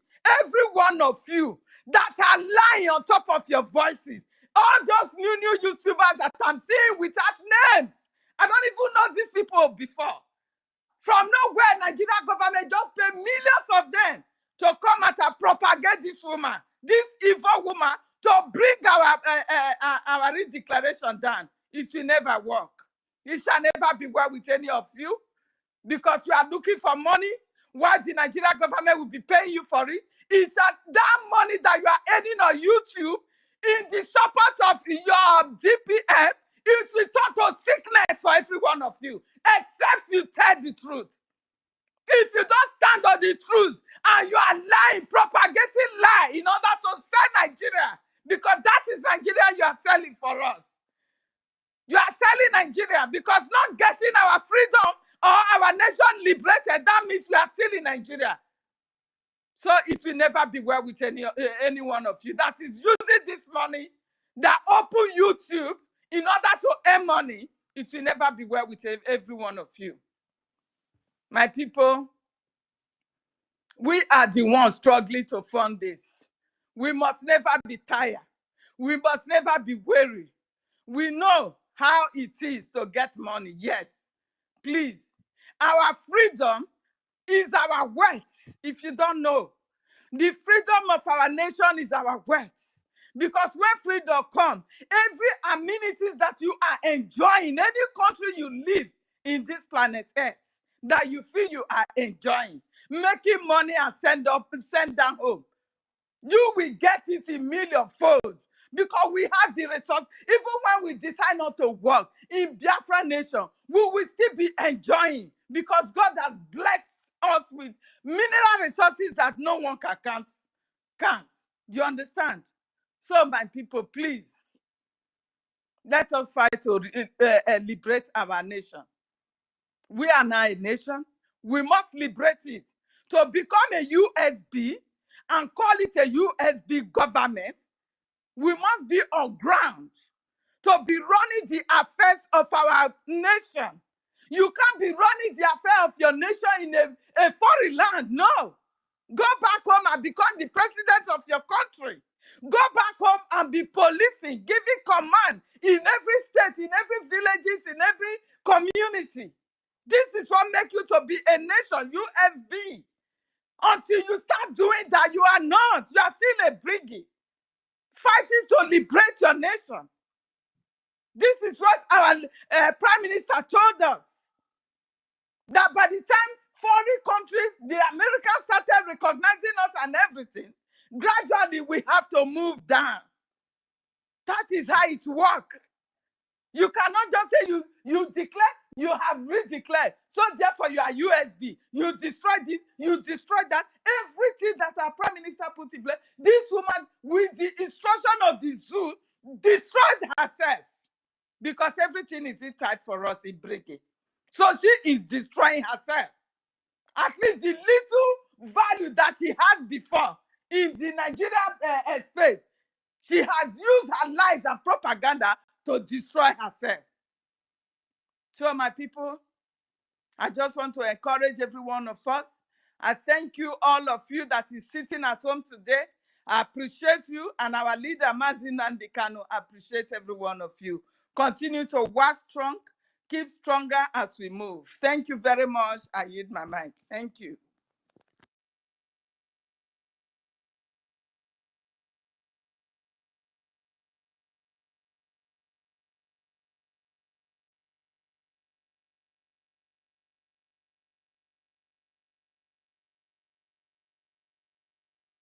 a na-akụkwa aka ebe a na-akụrụ na ya aka na ọ dịghị izi biko ụmụ nwaanyị anyị ka nwee pawa karịa ụmụ nwoke ị ga-anụ onu ha mana fundraising ụmụ nwaanyị ka ị ga-ahụ juru ebe niile. Please, if you don't mind, Mazi, even your hand is up. If you can hear me, you can go ahead with your submission, please, while we are waiting for the host and the host to come. Thank you very much, Sister Ellie. I don't know if I'm having network issues or we are having network issues. Please, even if you are there, if you are hearing me, unmute your mic and go ahead. Can anyone hear me? Can anyone hear me, please? Brother Van, can you hear me? Yes, I can hear you. Okay, we'll do this. Since Mr. Evan, Mazi Evan is not there, I'm not the boss. So, but I'm just let me just give my little submission because I heard everyone, giving their submission. It is very, very important for me. Everybody has been calling out the Madam Baba, and now that is very, very obvious and very, very clear to everybody. Even the blind now can see, the deaf can hear. Yesterday on live on the public program, we all saw how this Madam Baba disgraced herself. Everybody saw it. So for me, I'm not going to waste my energy now in calling Baba because this Baba is too much. Now, I want to call on Obi. These names that I'm going to list now, I want us to take very, very, very, very. I want us to take very good record of these names. I'm going to. These are the ones that I can remember. But those ones that I'm not going to, I cannot remember. I will make sure that whenever I have my free time, I'm going to put their names down and list it out. So anytime I have the opportunity like this, I'm going to call them accordingly. The first one on my list now is Obi, that criminal in Finland. The other one, that Obi, that boy. Yeah. You see, the heaven and earth, the land and the air, both water and everything that you are going to drink, it shall never be well with you. Number one. Say, Christopher, European rep. No way. It shall never be well with you. Because enough is enough. You, all of you. So I'm calling all of you, Clara, James, and Maurice sister, all of you that have been claiming Jide Waka. Because it seems like maybe we just kept all of you quiet. Because without you people, all these atrocities and all this evil, all this complaint and all this nonsense that is flying everywhere wouldn't have stand. You all have the opportunity to stop all this nonsense when it started from the beginning. But you all have to heed you took in your head when you all were in a better position to do the needful and to save lives of your own people, your brothers and sisters. But because of your wickedness and your evil hearts, your evil desire and your evil wishes, now look at the lives and look at what people have caused. Look at the destructions that you people have brought to Biafra land. And you think that maybe because you are not in the media, you are no longer hosting space, you don't longer talk anymore, you don't longer join them in their useless fundraising, and you think that maybe you are now exalted. Look, let me tell you, I'm going to come back specially for all of you. I'm just chipping this out now to also remember we Biafrans to know the root cause of our problem. Because if we keep pointing fingers on this woman, it seems like we don't even know the root cause of our problem. The root cause and the people that gave this bastard the atrocity, the effort to continue to go ahead to do all this nonsense that he was doing was these people that I'm just mentioning their names. These people that I'm mentioning their names, I am telling you that any cause that has been called upon that Baba and every blood of innocent Biafran that has wasted in Biafra land will be upon all of your heads. It shall never be well with all of you. Let me just read my mind because of my position where I am now. By the time I have a better opportunity, I'm going to settle down and give my submission. Thank you very much. A wonderful contribution there, because without these people, especially Uchobi, former because European even up till now, after seeing all these things, is it not yet time for all these individuals, these criminals, to come out and say if really they are sincere, if really they are genuine, if really they are truthful, is it not yet time for them to come out and say, oh, we are sorry, so that at least those people who were listening to them then we'll be able to retrace themselves. We'll be able to understand that yes, those people who they managed to confuse, those ones that the zoo terrorist state has not been able to manage to take their life usually carelessly. We'll be able to retrace their steps. But instead, they have not now leave their head inside their shells, and they think that it shall be well with them. They think that it's just because maybe nobody is calling out their name in the media or this. They think that they are now exempted. I am telling all of you, the same thing that is going to eat Madam Baba is going to eat all of you, both your family, your generation, even including wherever you all are residing right now. The kind of sickness that will befall all of you is incurable, because the kind of atrocity and the evil that people have committed is uncomparable. There is nothing to measure it with. You people cannot apologies is not even enough, because the life of innocent people, children, have been lost because of your atrocity, because of your deceits and lies, and you think that all of you will go unpunished. Don't worry, karma is coming. Karma is coming. Please, I don't know if our host or co-host they are having issues. Please, no they should forgiveness. sort it out. So No that able forgiveness. to We don't even need the apology. I don't know if I'm just talking to myself. Because the people that people are still here. I'm hearing you. You're not talking to yourself. The activities of what Okay, they did. Okay, thank you very much. Have made many of our brethren and I cannot bring in anybody to lose their lives. So that is why I'm just trying to call on the co-host and the host, so that at least they'll be able to know if anybody is requesting for the mic to come in as well. Everyone is requesting for the mic. Very busy. I've been very, very busy today. That's why I've been coming in and off. So I don't know. Even is it there? Everyone is requesting for the mic. No, I'm on the mic, but please make somebody else speak, please. I didn't know it's please, I beg. Okay, somebody else has been speaking since evening, and it's me. Your hand okay. When you are ready, you let us know, okay? Okay. Just let us know. Thank you. Yes. So, Bravo, Baba, do you have anything to say concerning this one that I just said now? Because, all this while now we have been calling on Baba. It seems like Baba does not know anything. Baba does not even know does not know our Liberation Army. He does not know their Baba na Olodo na 90 body. He don't know anything. You don't know anything. What could they send them? You know, feed them. Now Olodo him be don't know anything. Nothing at all. Just power monger. Just imagine.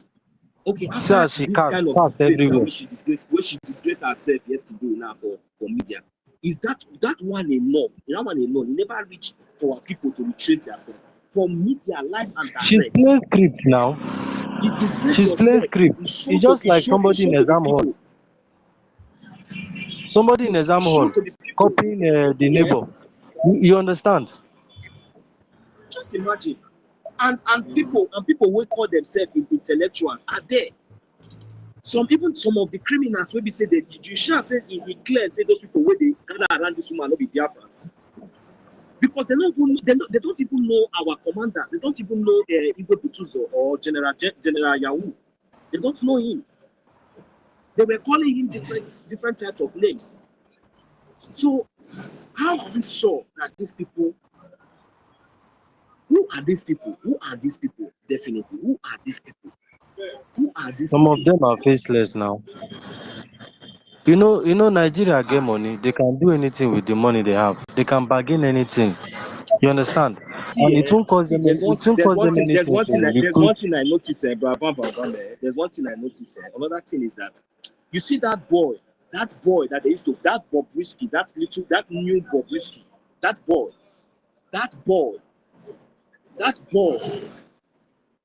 hey, that little boy called Bobrisky, that boy, he has not been contracted, right, to be doing the work of his masters. Eh? Hey, you know, they said that a little small picking, we don't know how to dance. Yeah, or small picking whenever waka, then you want run. Eh? You go fall now. You go dey fall now. You never You learn, go dey you fall. never stand. You want wrong. If you can't fall, if you can't fall, you go fall. If nobody hold you. Now all you go, that's your teeth no go ever grow again. Now that boy be good. That new Bobrisky. That boy, I say, he shall never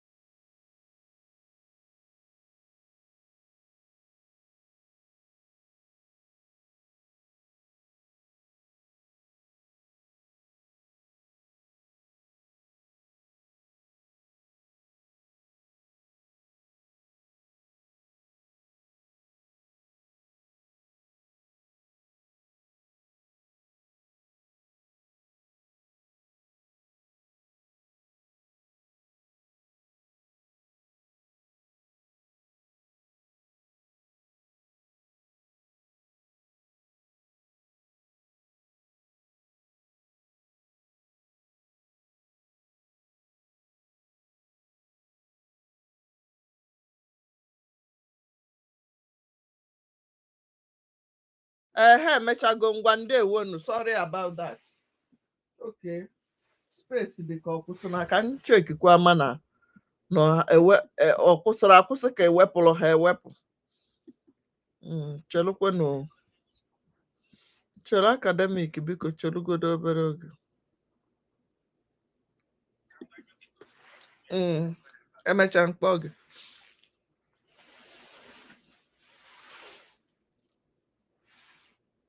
Okay. Emechago. Emechazie ka m mee nke m. Ka m bịa ka m banyere ka anyị mee Nnamdi Kanu Day. Ndewo na unu ewe n'iwe ụmụnne m.